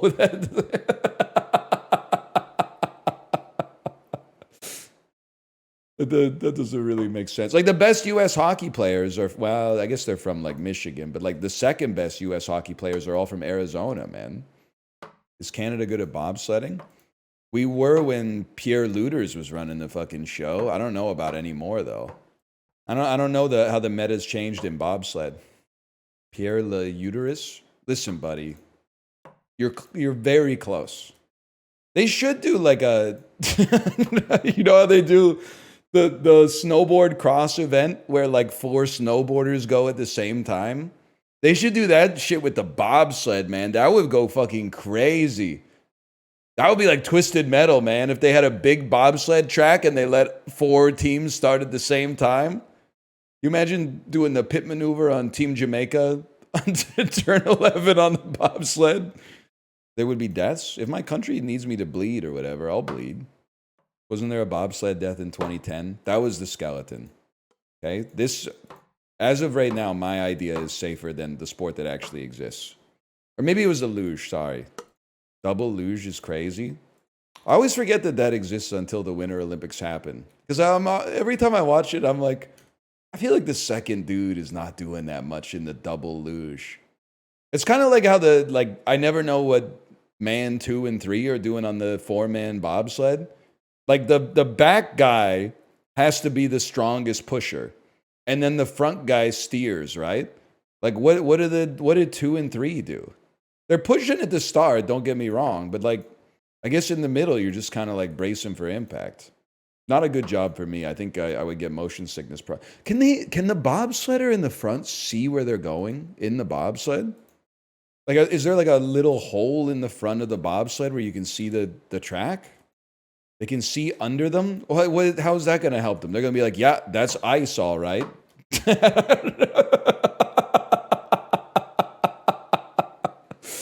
I think we're still on the track, boys. I see ice. I never thought about the fact that they can't see the track. That's got to be scary, man. I also have another question. I don't know if anybody here has bobsledded, but like, I'm not saying it's not risky, and I'm not saying there's no skill involved. But what I would ask is, how much does the track steer the bobsled for you? Like, if you sent a bobsled with no people in it down the track, would it make it to the bottom successfully, or would it like fly off the track? Because like if you put a slinky at the top of the staircase, it's making it to the bottom with nobody steering it. It would crash within seconds. But like the banked turns like turn the bobsled itself, right? Bro, I'm not a bobsled scientist, bro. There's like 8 professional bobsledders in the whole world. The rest of them are like linemen that they draft for the Winter Olympics. Do F1 drivers need to steer their cars? The track doesn't bend the same way in F1. If you just put a brick on the gas pedal, that thing's going to go 500 kilometers an hour, like over the curb into the wall and explode. And if there was a person inside, they would still live, because the amount of engineering they're doing with these cars is like insane. But like a bobsled, you're basically in a tube, man. That's the best part of, well, hockey's the best part of the Olympics. But the second best part of the Olympics is like learning more about the lives who do these sports. The lives of the athletes that do these sports that the average person only cares about like once every 4 years, if and only if their country has a chance to get a medal in it. I'm always curious about the life of the fucking professional hammer thrower. Because like, I bet if I could ask them one question, the question that I would ask them is, how often do people ask you how you feel about Miss Trunchbull from Matilda? Because that's like the only cultural reference to hammer throwing that I think has ever made it even close to the mainstream. I guess the other thing is like, how do you get into the discus? Like figure skating. I get it. I get how you would get involved in that. Hockey, skiing, snowboarding, curling. Totally understand it. But how do you end up being the guy who's like throwing the heavy frisbee? I guess you're strong, and then like your high school coach is like, you should go out for the discus at Liverpool and Widnes or whatever, Bell and Sebastian type shit. Luge is crazy to me though. Like, how do you get drafted to the luge team, man? Is there another sport that the luge association pulls from where they're like, oh, this person's like an awesome, I don't even know, skeleton? Street luge? Dude, do they still do that in the X Games? I forgot about the fucking street luge, man. I haven't thought about that shit in like 20 years. How's tennis going, brother? I'm 2-0 on the court this season. It's going well. I've been taking some lessons, some group lessons with my wife to get her up to speed. It's just a nice thing to do together. But I think, honestly, I have to obscure my power level because we're in like 1.5 level classes, but I'm hitting 2.0 level backhands, and the coach keeps glazing me, and I think is upping my threat level for everybody else in the class. Like, I'm not trying to mock anybody, but I don't need to be reminded to go into split step and then like turn when the ball crosses the net and have my racket back. Like, I don't need to be reminded to keep my wrist flexed and the strings down. So like they're feeding me the balls and it's just going thwack, thwack, thwack, and they're getting a little bit of topspin. They're arcing nicely. They're landing close to the baseline. And I think the other people in the class are starting to fucking hate me. But they don't know that I'm actually ass. It's just really easy to hit a ball that like your teacher feeds to you to hit. Like most of the time when you're playing tennis, The other person is not trying to hit a ball like exactly into the perfect position for you to then return it. Like most of the time, they're trying to make it difficult to get to. Also, it happens like once a class. It's not fair because like they're even more of a beginner than I am. But like when we're doing like cooperative rallies and I'm partnered with somebody that's a little more new than me, I'm always hitting them with like the beautiful like moon ball with the nice arcing topspin that bounces pretty high, like gives them time to return it. And then they always fucking set their feet, like corkscrew their hips and send it back at me at like 100 kilometers an hour. So then, like after a couple of points like that, because the coach is like, let's just see how high you can get to in rallies. After a couple fucking heaters like that, I start sending them heaters too. And when you're sending heaters, it's not just fucking fast. It's low, it's out of position for where, because they never recover to the middle of the court, right? They got too many things to remember. They always hit the ball and then go into split step, like on the edge of the court where they return the last one. And then you just wham and send it down the fucking cross court. And then all of a sudden, like, I'm the dickhead. I send you a moon ball, you send me a moon ball. That's the way it's supposed to go. It's not supposed to be like this. I will say every once in a while, though, like, because you just got to remind them who you are, right? So I'll be like rallying with Kate, and I'll be hitting some nice moon balls. And then every once in a while, I'll go volley mode, and I'll run up to the court and do the thing where you like hold the racket a little bit and then flick it to get the extra spin on it. And just like a drop shot that's like too far away for her to get to before it bounces twice. And then she's like, "What's that for?" And I'm like, just had to remind you who you're messing with here. Sorry. I didn't want you to think I sold them all. I know it takes strength to be gentle, I guess is what I'm trying to say. Marriage is so pimp. That's what it's all about, man. You're only tough till you go up a level. I'm trying to fucking rally with these noobs, man. So I'm hitting them like gentle, very hittable balls, and they're hitting laser beams back at me. So they're the ones who are trying to be hard. They're trying to kill the fucking ball like I'm their enemy. We're literally trying to get like 5 hits, and then we swap who's on the court. So here's the thing. If I moonball you and you give me a heater, that's fine. I'll moonball you again. If you return it with a heater, you're getting a heater in return next time I get a chance. How's your serve? Pure ass. Double fault merchant. On average, probably like 1 in 4 serves will land in the service box. I'm dreading the serving classes because like the first couple of classes, they don't even let you serve, man. First class is like just 80 minutes of tossing the ball and the grip. And then the second class is like they'll let you serve, but you're not allowed to like wind up. You just throw the ball up and then kind of like tap it with your wrist a little bit to get the kinematics of it. And then the third class, you get to start hitting some absolutely horrendous serves. First day of gooning class, when they just show you the grip for 80 minutes, I know, man. And then you're like, what? All I'm gripping, no boom? What's the point, man? That reminds me like on my first day of jacking off class, when I wasn't sure if you were supposed to jack off like before class. So I got there early and didn't jack off. And then like literally I watched like 200 people walk into class with cum on their pants. And I was like, oh. They're like, you didn't check you didn't check blackboard.ca before the class? Yeah, you were supposed to bring your own cum. Oh, brother. Professor shows up. Everybody brought their cum today, right? Oh. Can I go to the bathroom? What are you talking about? You guys ever take the Plants for People class at Queen's University Biology Department? That's how I found out that castor beans are extremely poisonous. I actually did. Twice, yeah. It was a pretty hard class. And also, he didn't put the lecture notes online as of 2009. So you still had to fucking go to the class and write all that shit down in your 5-star notebook, man. Also, there were like 2 times where I went all the way to class and there was just a note on the door where the professor was like, I'm not coming today. See you on Wednesday. I was like, damn, this dude's doing it fucking old school. That's an old school academic. He's just like, I don't feel like working today. Fuck off. He started putting them online in 2010. Brother, that's a year after I took the class. Oh, probably because his Rate My Professor was like 1.2 stars. Everybody was like, this guy doesn't put the notes online. It's 2009. It's time to start putting the notes online. Would any of your professors remember you?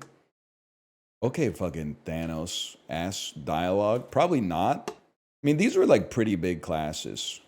Some of the classes, like I did okay, but I'm sure when you get like 200 students coming in annually, it takes a lot to remember specific ones. There's a few professors that I remember for sure. I definitely remember, and he was a good professor, but this is the lasting memory. The professor who, when I wrote the exam in senior year, was like, hey, why are you here writing the exam? You didn't submit your final paper, so you're going to fail the class no matter what. And I went, actually, I did submit the final paper. And he said, I think I would remember that. Anyway, good luck on the fucking exam. So I wrote the exam, did fine. And then like a week later, he told me to come to his office and he was like, oh, hey, I found your final paper. Good job. And I was like, thanks for the fucking heart attack, dude. Otherwise, great professor, but that an almost unforgivable administrative mistake, that one was crazy. But I don't get that anxious for tests, so I just kind of locked in, I guess. He's built different. I'm just a good test taker. Like this is a really mean-spirited story. But I think it was like my intro to JavaScript class or something. Like, no, it was my first Java class. So I was a grown-up. I was like 27 or something. And then we had the exam, and it wasn't a hard class, right?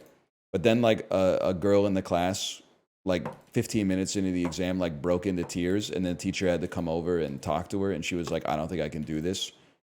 Like, I'm too nervous. And then the teacher was like, okay, maybe we can like schedule like a private makeup exam or something like that. And then she had to leave. I was like, damn, I was literally staring at a question that's like, if your program is gonna use a number, what data type should you use? Int or string? I'm not sure. Listen, I hope she's doing all right, but this was not like an intimidating sort of test. She obviously had something else going on, which is fine, but my cousin was the quarterback at Queens while you went there. He has the same name as you, so I imagine you were friends, right? Yeah, I was really popular with the football team. They loved to pull down my pants and glue my butt cheeks together and then force feed me Metamucil until I exploded.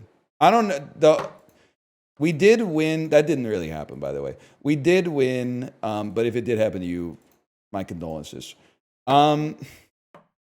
We won the Canadian football championship one year. But I don't remember the name of the quarterback, but I would remember it if someone said it. I feel like his first name started with a D. Vanier Cup. You guys fucking with the Vanier Cup? There it is, 2009. Danny Brannigan, all-time goated football name. No disrespect, University of Calgary. Fucking frauds. You lost 33-31. On November 28th, 2009. Get owned, buddy. Get owned. Oh, man. Danny Brannigan mogged you. He has his own Wikipedia article, man. That's crazy. I don't want to say it's sad, because I think it's nice that they got that time in college to, like, play sports. But every Canadian college athlete's Wikipedia article is like, they set records that have never been touched in Canadian university history. They were released from their tryout with the CFL literally like 2 weeks after graduation. Like, it's as soon as they entered like I don't want to call them real sports leagues, but as soon as they enter like professional sports leagues, they're just like, buddy, go work at Royal Bank. Like, you're not cut out for this lifestyle. We got NCAA like washouts coming in. Are you the most famous person from your graduating class? No, because I don't know if she graduated the same year as me, but we were definitely in school at the same time. Celine Song went to the same university and graduated probably 2010 or 2011. The writer and director of Past Lives. I don't know her. Well, her movie was nominated for like Best Original Screenplay, Best Picture, and she was nominated for Best Director. And it's a 5-star on Letterboxd. It's an amazing movie. Is that why you love it? No, man, I love it because it's an amazing movie. If anything, I kind of wanted to hate it because, like, you know, we're like the same age and went to the same school. So, like, for her to make something better than I've ever made pisses me off because I'm like a broken person. But, like, it fucking clears that. It's that good, man. Like, if someone makes like an incredible piece of art, but their life is like distant from yours, it's easy to reconcile it. Oh, they're older. Oh, they're like a lot younger. Like they grew up in a different technology. Oh, like they're from a different part of the world. But like we were kind of like, I mean, the same story, obviously, but you know, we were probably more similar situations than different. And I'm throwing the fucking cards in the clothesline. And yeah, trying to invent heavy soda. Oh, man. But that's okay. Ah! Oh, that would have cleared, man. That would have cleared. Heavy soda could work. I really needed that. I needed that right there. That's huge, Cope. I needed that. You ever think about how amazing it is that we've washed out such a high percentage of weak viewers, man? I haven't seen a single comment as we were approaching like the final 20% of the stream today. I haven't seen a single comment that's like, wow, he's really been at this for 5 hours. Like it's, people just get it now. They're like, yeah, it's going to take a while. How long? Nobody knows. Nobody knows, man. It's crazy. Like even after all this time, I found myself saying, maybe I should play Monster Hunter Wilds. And I thought about like, rather than just think about, that seems like a good idea. I sat and I visualized what the stream would look like with me playing Monster Hunter Wilds. And here's what I saw in my head. Me being overwhelmed by the number of mechanics in the game. Me playing it on PS5. Everybody in chat asking why it looks so bad. Me saying I'm playing it on PS5. Them saying, why didn't you buy it on PC? Me saying my PC is old and I wanted to make sure it could capture at a reasonable frame rate. 4-hour-long argument about like having not upgraded my PC yet. Somebody coming into chat going, I know he hasn't gotten there yet, but when you fight Mecha Gorgonzola, make sure you cut off its gills last. It'll give you the highest chance of getting the carve you want. And I just, after like 45 seconds of that, I was like, the choice is clear. We will be playing Trickshot Simulator today. The visualization exercise is very helpful. I like Monster Hunter, by the way. If I was at a different position in my life, I could see myself getting really into Monster Hunter, but play it with your kid. She ain't at that level yet. She's doing okay with Minecraft. I'm trying to get her to play Animal Crossing because I think she would really vibe with it. She likes Little Kitty Big City too, but sometimes it's hard to, like she doesn't really know what a Metroidvania is, so I'm like trying to explain to her that like sometimes you gotta like go, you gotta like leave a task, go further into the game, and then learn something that lets you then go back and complete the task that you saw early, but it's a bit of an uphill battle. But she seems to really like the idea in Animal Crossing that animals will come live on her island, and if the animals are ugly, she can tell them to leave. And I swear to you, this morning she asked, if I don't like the animal, can I push it into the river? And I said, no, or the water. And I said, no, you can't push him into the water, but you can tell him to get out of there, and they'll give you a new animal. I don't feel good, man. I don't feel good evicting the animals from my island. They literally come to your island. They're like, I'm happy to be here. Wow, it's so awesome. You're a great mayor. And then like 3 days later, you're like, hey, can you please leave my island? Nobody here is fucking with you. We're trying to get the squirrel with the glasses. Any chance you could tell Marshall to show up? We're gonna give Marshall your house. Your ugliest sin, please go to hell. Tomo, are you okay? I wasn't talking to you, Tomo. Are you all right? He was walking behind the monitor and he jumped like straight. You know how cats, like they jump with all 4 feet at the same time? He jumped straight up. Please read Chib's message. Okay. It's going to sound really bad, but let her be a bully for a while at school. Some of the nicest people I know were horrible bullies and ruined some lives. The guilt changes them. I believe, I half believe you. I don't want my daughter to be a bully. But there is something to learn from like occasionally being like a little bit mean and then seeing that it hurts someone's feelings and then realizing that you don't want to feel like that. The energy that scares the shit out of me is when there's like 40-year-old Redditors that still hate somebody that was mean to them in high school. Like, it was literally like 3 years of their life as teenagers before your brain is fully developed. And it's like you've held that grudge for 24 years. And they're always like, they'll say some like fucked up shit like, yeah, he tripped me in the hallway, but like 8 years later, he overdosed on opiates. So I guess we'll see who the real loser is now. And I'm like, buddy, he fucking died, man. That's a tragedy. That's a disaster, man. I don't care. Well, listen, there's levels to this shit, right? Like if they were like beating your ass, you don't have to forgive them. But if they were just like kind of a dickhead, I think you got to get over it. You don't have to be like Facebook friends or whatever, but they poured blood on me when I went to prom. You will never be Carrie, okay? Yeah, let me guess. And there was also like a fucking alien clown that was preying on all your fears and shit like that. Made your bathtub fill up with blood. We've all been there. Also, like, I have to start, well, kind of. I have to start reconciling with this because I'm actually like, I'm not LARPing having a kid. Like, I have a kid in school now.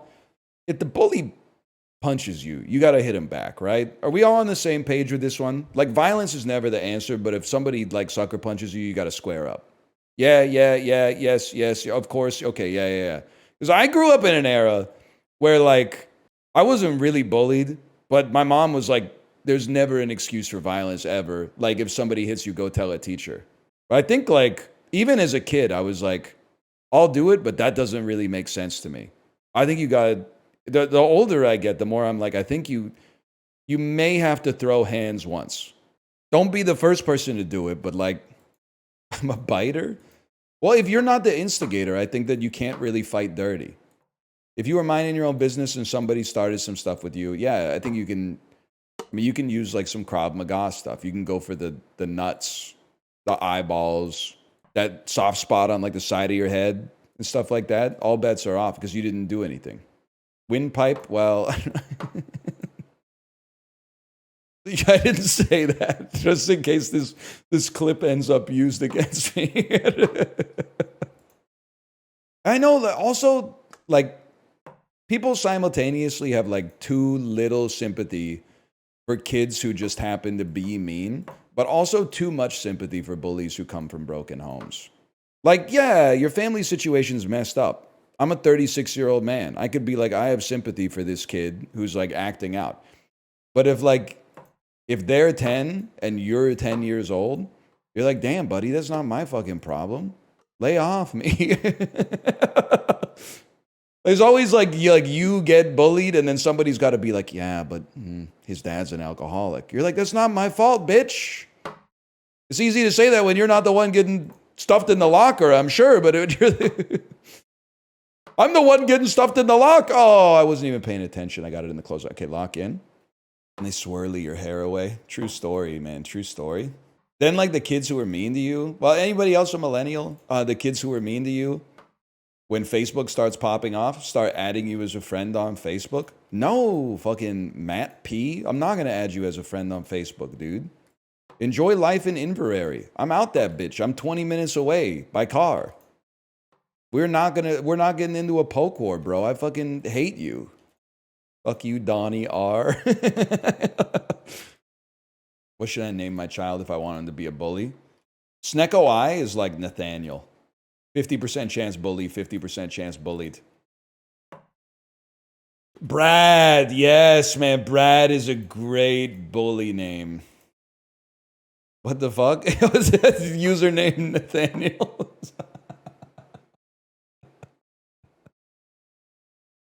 Sorry. So I'm guessing bullied. I'm guessing bullied on that one. My dad was juror 10. That's fucked. You shouldn't be saying that shit. Your dad said some out-of-pocket stuff in that documentary. It's crazy watching... Maybe I'm not the guy for this kind of nuanced conversation. It's crazy watching 12 Angry Men. Half of the jury is, like, violently racist towards, like, Italian people. That's crazy, man. They have no idea that like just 50 short years after that movie, Jersey Shore is going to be the biggest show on the planet. They must be pissed the fuck off in hell. They must be screaming their fucking shit off in hell right now. And the Irish, it's crazy, man, because like, I don't know if maybe I'm the wrong one, but when I think of an American, like if you said picture an American in your head, I'm picturing a guy who's like a half Irish and half Italian. And I'm not just doing it to piss them off. I'm just like, it's Boston and New York, man. It's Boston and New York. What do you want me to say? One day I'll have like a cultural identity, man. Ghibli, do you have a cultural identity? I've been shopping around trying to pick one. A lot of them, it's like they're not fucking with me. Yeah, no, I don't think I really fit in with Korean culture, but like, I think it's because I never made an effort. But also, like, I feel patronized all the time. Because, I don't know, this is more of like a, if you've ever taught ESL in Korea type bit, this might strike you as very real. You'll, like, be in Korea, and you'll buy something at a store, and then you'll say, 감사합니다, and some people will freak the fuck out. They'll be like, oh my God, you're, like, the smartest person I've ever seen in my entire life. You know how to say thank you in Korean? Welcome to our country. We're happy to have you. And I'm always like, fuck you, man. This shit is patronizing as fuck. Just because I learned how to say thank you, you come over to me and you're like treating me like a zoo animal. The thing is, though, if they were like, okay, say anything else then, I would be like, gotta go, bye. Like, because I don't fucking know anything else. They're literally praising me for like the height of my mastery of the language because I'm lazy. And I'm taking offense to it. Man, fuck your patronizing ass comment just because I know how to say thank you. Do you know how to say anything else? Not really. But you shouldn't be complimenting me for that shit. You're the asshole? Yeah, no, I know. Or when you use chopsticks well, and they're like, wow, you're awesome at using chopsticks. And you're like, I'm capable of much more than that. And they're like, all right, motherfucker. Grandma's putting the fucking plastic gloves on. Let's make some kimchi. Oh, you thought you were gangster, huh? Because you didn't want to take the compliment for being good at using chopsticks? All right, bitch, let's start massaging this Napa cabbage. Stuff it in the fucking urn and bury it in the yard, motherfucker. They got 2 fridges, bro. They're not using the yard. That's true. They do have 2 fridges. I know that fucking kimchi fridge reeks, man. Because we have kimchi in our normal fridge. And when that shit starts to get sour, it's till the room stinks, man. That's one of those things. I think if you have it like in a cellar or something like that, it might be dangerous when you open it up, right? Aren't there stories of like people opening up the root cellar to get some potatoes out and then there's just like no oxygen left in the cellar, so when they walk in, they just die? What? It happens, man, because you leave the cellar closed like all winter and the potatoes like are releasing like a infinitesimal amount of like toxic gas or something like that. Then you open it up and it's full of toxic gas. That doesn't apply to kimchi? How would you know? Fucking molecular gastronomy, Heston Blumenthal of Korean cuisine, ass, fucking J. Kenji, Lopez, alt motherfucking, what are you talking about? It's releasing smells, and smells means there's chemicals, and chemicals means it's not air, or it would just smell like air. So I think that there's a risk. You're telling me if I shoved the room full of fermenting kimchi and then left it for like 2 years in an airtight fucking room and then opened the door, there wouldn't be a risk? Come on, man. Come on. Ratty Boy 3, hand washer. They should put Bob Dylan in Mugen. What's his ults? It depends what costume you're wearing. Bob Dylan, like pre-1968, is definitely that loud-ass fucking harmonica. There's no doubt about that. Bob Dylan, like 1968 onwards, is that loud-ass harmonica, but he's dressed like a cowboy. Oh, dude. Yeah, wait, which form are you running? Acoustic Bob or electric Bob? He would be a great assist for sure. I mean, that harmonica could fucking interrupt any combo. You're getting your ass beat by, like, Cyclops or whatever, and he just comes out. He does Tua a little bit. Say that again. Tua biopic would go hard, man. Say that again. Hang on. Say that one more time. Can I tell you something? I'm not doing this to be gross. But there's like periods of time where like I'll be on a double poop system, okay?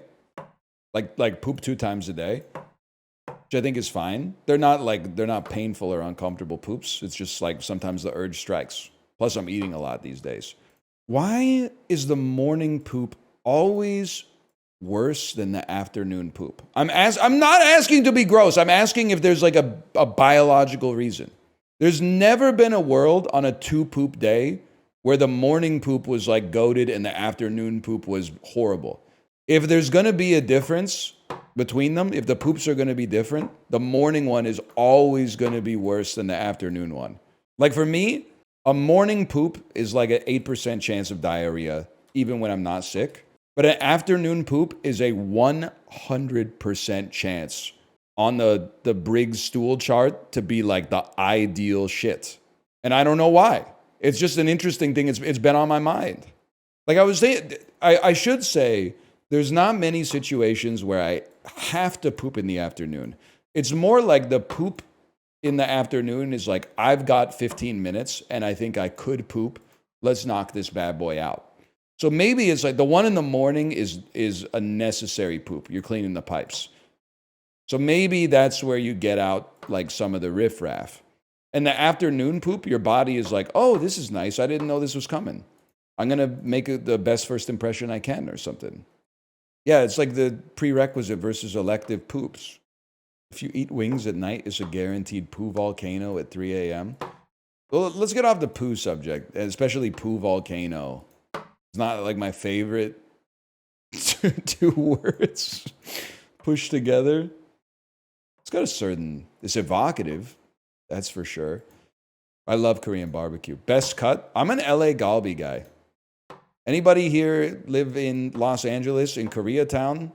They not like us, man. They not like us. I like LA Galbi. I mean, I like it all. I love LA Galbi the most, probably. Pork jowl, pretty fucking good. Pork rib, sure, man. I'm not against it. Beef tongue, yeah. Bulgogi, I like it. I don't glaze it as much as the average individual, I think. Makjang, nah. First off, you're a real one. Secondly, nah, I'm not fucking with makjang. It smells like gasoline, tastes like melted plastic from the fruit roll-up. I respect it. You're a real one if you're ordering the makjang. I don't like it. I don't like the makjang. I don't like any of the balls. I don't like the choke ball. I don't like the dak ball. I don't fuck with any of the shit at H Mart that says like steamed pork hock. I'll leave that to the Ahjussi. Ahjussi. Uh-huh. Wrinkly face. Glued to his phone. Sorry. You know what I'm talking about? Can I ask, are there any Ahjussis in the chat? Can I ask you a question? Why are you always walking like Morpheus in the H Mart? You know? I don't see anybody else walking like Morpheus in the produce department of H Mart. But like 1 in 3 Korean men over the age of 55 is doing the fucking arms crossed behind the back, grab their own elbows, and then like they're the fucking inspector of produce at the grocery store.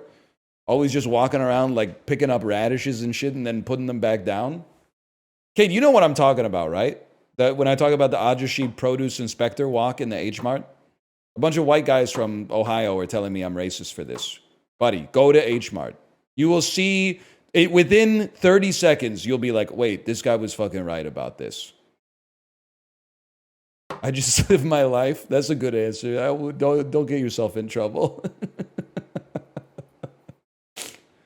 TNT or H Mart? Well, okay. I mean, this is an easy answer, right? I gotta go with H Mart on that one. Some of the H Mart I can deal with because I lived in Korea. Some of the stuff in TNT is still like intimidating for me. Like you go down an aisle in H Mart that's like not where you expected to be. You're like, oh shit, snacks I've never seen before. You go down the aisle in TNT that you've never seen before. You're like, what the hell is pork floss, man? I don't even know. I'm not sure I'm allowed to be here. It's good, but what is it, man? It's like cotton candy, but meat. It's meat, cotton meat. It's shredded pork you put on rice. Oh, okay. So it's like pork bonito or something. Well, I guess that's more like flaked, but maybe I should get some, man. Oh, let me guess. You thought a white boy couldn't enjoy pork floss, huh? Well, I got some news for you. Oh, shit. Damn. You ain't ever seen a white boy eat pork floss like this before. You're not white or a boy. I am white, okay? I can't deny. Look at me, man. I might be 10% Chinese. The 23andMe hasn't come in yet because I think the board is like trying to do like a hostile takeover of the company or whatever.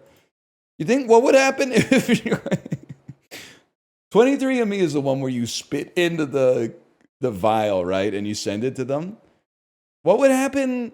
I'm sure it's happened. Has anyone ever tried just like putting like dog saliva in it and then seeing what kind of results come back? I think that'd be fucking sick to open up your 23andMe live on stream and be like, what the hell? I'm like 75% Cocker Spaniel.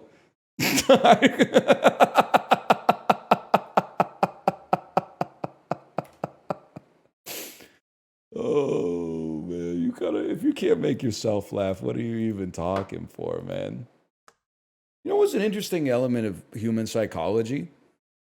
1995 was 30 years ago, but it doesn't feel like 30 years ago. 2055 is 30 years from now, but it doesn't feel like 30 years from now. Like 1995 feels like 21 years ago, and 2055 feels like 100 years in the future. Like if I saw a movie and it started with the text, the year is 2055 on the stream, I'd be like, damn, this shit's taking place in like an alien world. Like I'm not even going to be fucking alive then. But there's like a pretty decent chance. Like I would bet the over on that. I'd only be like 67 years old or something like that.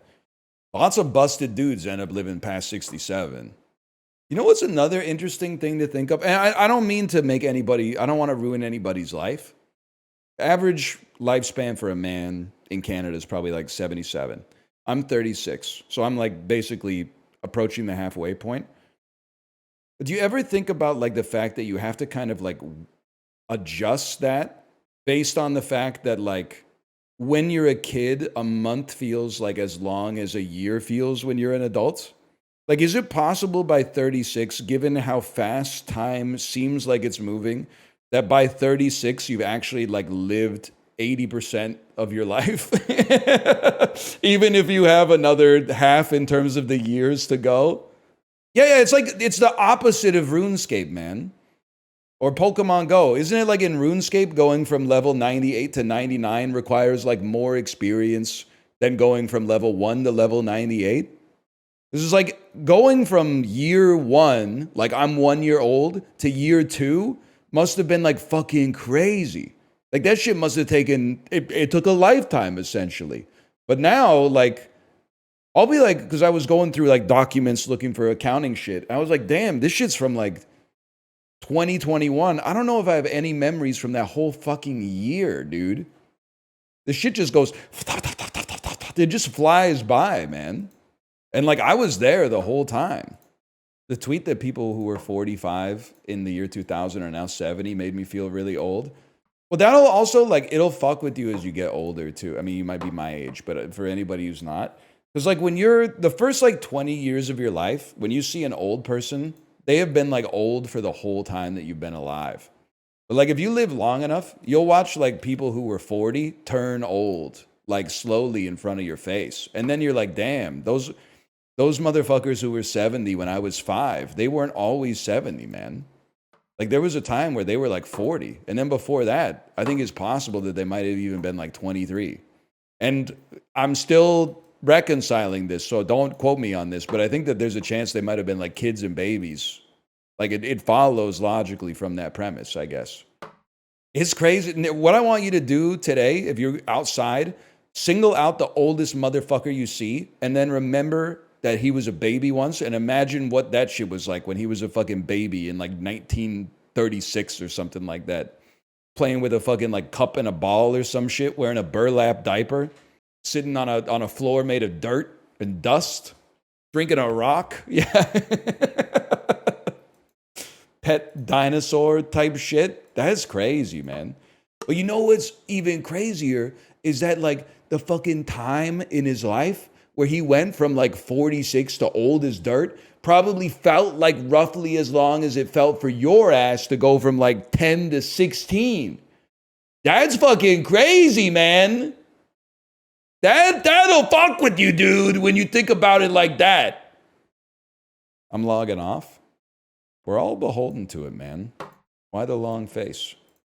2003 with 1 billion views. Please don't be something that they only know in Europe. Because this shit sounds like it's right in like the Hoobastank, the Reason era.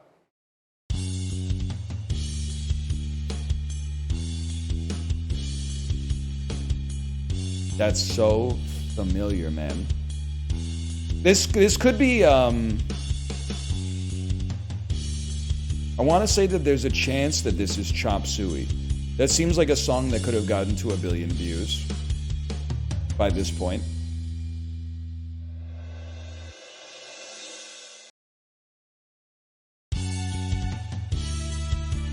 Never mind.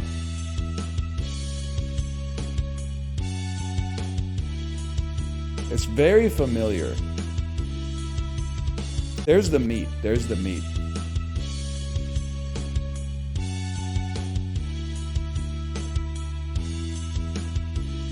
It's like right in that Evanescence corridor. I'll try it. I'll try it. Oh! Evanescence, 1 billion views, but it's not Bring Me to Life. I don't even know the name of the other one. Is it My Immortal? My Immortal. Okay. Now this is gonna fuck with you. I don't think I've heard this song.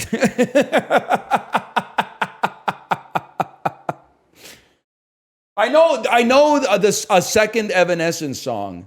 I know Going Under. I'm going under, drowning you.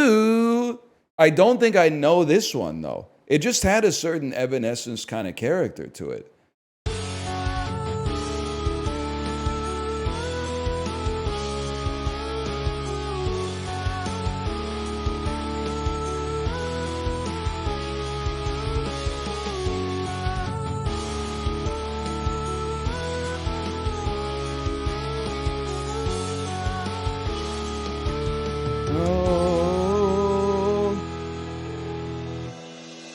Okay, I'm gonna, after hearing the whole thing, I think I have heard it, but I don't remember shit about it. But it does sound familiar. Our training manager uses this for the safety/crash compilations. I would be out of a job so fucking fast, man. Because that shit would make me laugh so quickly. I honestly, this is fucked up. If I was at a funeral and the song that they played as like their last song was like some Evanescence shit, I couldn't go to the funeral. And that's not fair to them because it's like their life. They should play whatever they want, but I don't think I would be able to hang. Unless they died like as a teenager, and then I would be like, that's like, sure, Evanescence, go for it. But like if an old person died and at their funeral, they were like, we're playing this song by Evanescence, I would be fucking freaking out, man. If I die, I need to write my will, but like I keep saying I'm going to do it next week and then some more urgent shit comes up because like I don't expect to die anytime soon. Is your will where you write what songs they should play at the funeral after you die? I don't really know what songs I want to play at my funeral, but there's like a few that I don't want to fucking hear. Okay? I'm going to haunt your ass bigly. Kate, are you listening? You might be live already. I'm going to be haunting motherfuckers left, right, and center if they play Louis Armstrong, What a Wonderful World at my fucking funeral. That shit is like, that's like when you die without having told anybody what song you want to hear, is they play Louis Armstrong, What a Wonderful World. My grandpa played that song. Yeah, mine too, bitch. He didn't know he was having a heart attack that day, so they just fucking went with option one or whatever. But like, I'm telling you right now, no fucking Louis Armstrong at my funeral, okay? No Somewhere Over the Rainbow. Under no circumstances, okay? And don't, if my mom outlives me, don't let her play like my favorite song when I was like 8 or some shit like that. I've got a lot of area under the curve since then. I do not want to subject the whole audience to like the Thunder Rolls or Standing Outside the Fire by Garth Brooks, okay? Crazy Frog it is. That'd be fucking sick. You can speak at my funeral. You ever think about that? Who do you think would give your eulogy, Dan? Is it like a wedding? Like if somebody close to you dies, maybe this is too Larry David coded. But like if somebody close to you died and you didn't get picked to give the eulogy, would you be a little bit offended? I think I might be a little bit offended. It's not important, but I think I might be a little bit offended. I would be like, I yap for a living and this person was like a close relative. You should have tapped me on the shoulder for the eulogy. I would have knocked that shit out of the park. I would have brought it in gently with like an affable anecdote that exemplified the character of the deceased, and then gotten a little choked up telling some emotional stories about like what they meant to me. And then I would have brought it back at the end with the fucking crowd pleaser story, and people would have been laughing and crying at the same time. They would be calling it the best funeral of all time. People would speak willfully about that fucking eulogy forever. They'd be like, they would remember the eulogy more than the funeral, man. LA and LA Galbi does not stand for Los Angeles. It stands for lateral axis Galbi. You don't know shit about that. You don't know. Let me fucking, why is it capitalized? Why is it called LA Galbi? Oh, fuck. Most people mistakenly believe that it's comes from the name Los Angeles, but the name refers to the lateral cut of meat. Okay, well, where was LA Galbi invented? City of Los Angeles. The most likely theories is that the cut originates from the Korean diasporic community in the city of Los Angeles, United States. That's confusing, man. Don't talk to me about fucking lateral axis Galbi. This is Bob Dylan saying that Blood on the Tracks isn't about his divorce. It's all based off some fucking Chekhov poems. Buddy, listen to Idiot Wind. The fuck are you talking about, dumbass? Anyway, okay, I'm going to send you over to my wife's stream. I'm going to go eat some lunch. Enjoy yourself for the rest of the day. I'll be back tomorrow. Later. Could I speak at Ryan's funeral? I'm not gonna lie, Daniel, you are 9 years older than me, so there's a very much likely chance of you dying before us. So I think it's better for you to ask if Ryan's gonna speak in your funeral than you be able to speak in Ryan's funeral. I'm just, you know, getting the numbers out. What do you mean the question marks? I'm just being realistic. If you were 9 years younger than us, then I'll be like, sure. But you are 9 years older than me. So, if numbers kind of check out, you know what I mean? I know, you're so old, dude. You're 9 years older than me, man. I could have been your teacher. Yeah, you're... Oh my god, it's Ryan! Holy shit! That's insane! They had Ryan in this game the whole time? Yes. That's so uncanny, dude. I suppose we have no Ryan, did you know you were in this game? Come on, Looky Loo. Those chumps aren't getting anywhere on our watch. This rape is Looky Loo? I just cannot get over the fact that how short... Oh my god, dude, that's so Ryan. So uncanny. Just put glasses on and it's Ryan, dude. It was looking pretty hairy. Wait, just screen capture that library and put glasses on. There you go, next thumbnail. Still going on about that, I see. I'll even give you the title of the YouTube video that you're gonna make. What would we do without you? No need Boomer to YouTuber lost the sense of trend. Everything I know. Sending in his monsters. Wow, he even sounds like Ryan. Oh my god, Ryan doesn't sound like that. Is a temp. Ding ding bong ding ding bong ding doo doom doom doopy doopy doop, and the Murray sounds like a Panaman, and the microphone smells like a beer, and you can't stay too late even though it is great. You gotta get up and get out of here. Something like that. Is that real? He starts fucking his drink right in front of me, and the microphone smells like a dick, and the microphone smells like a beer, and it smells like a beer, and it smells like a beer. Oh la da da da ya.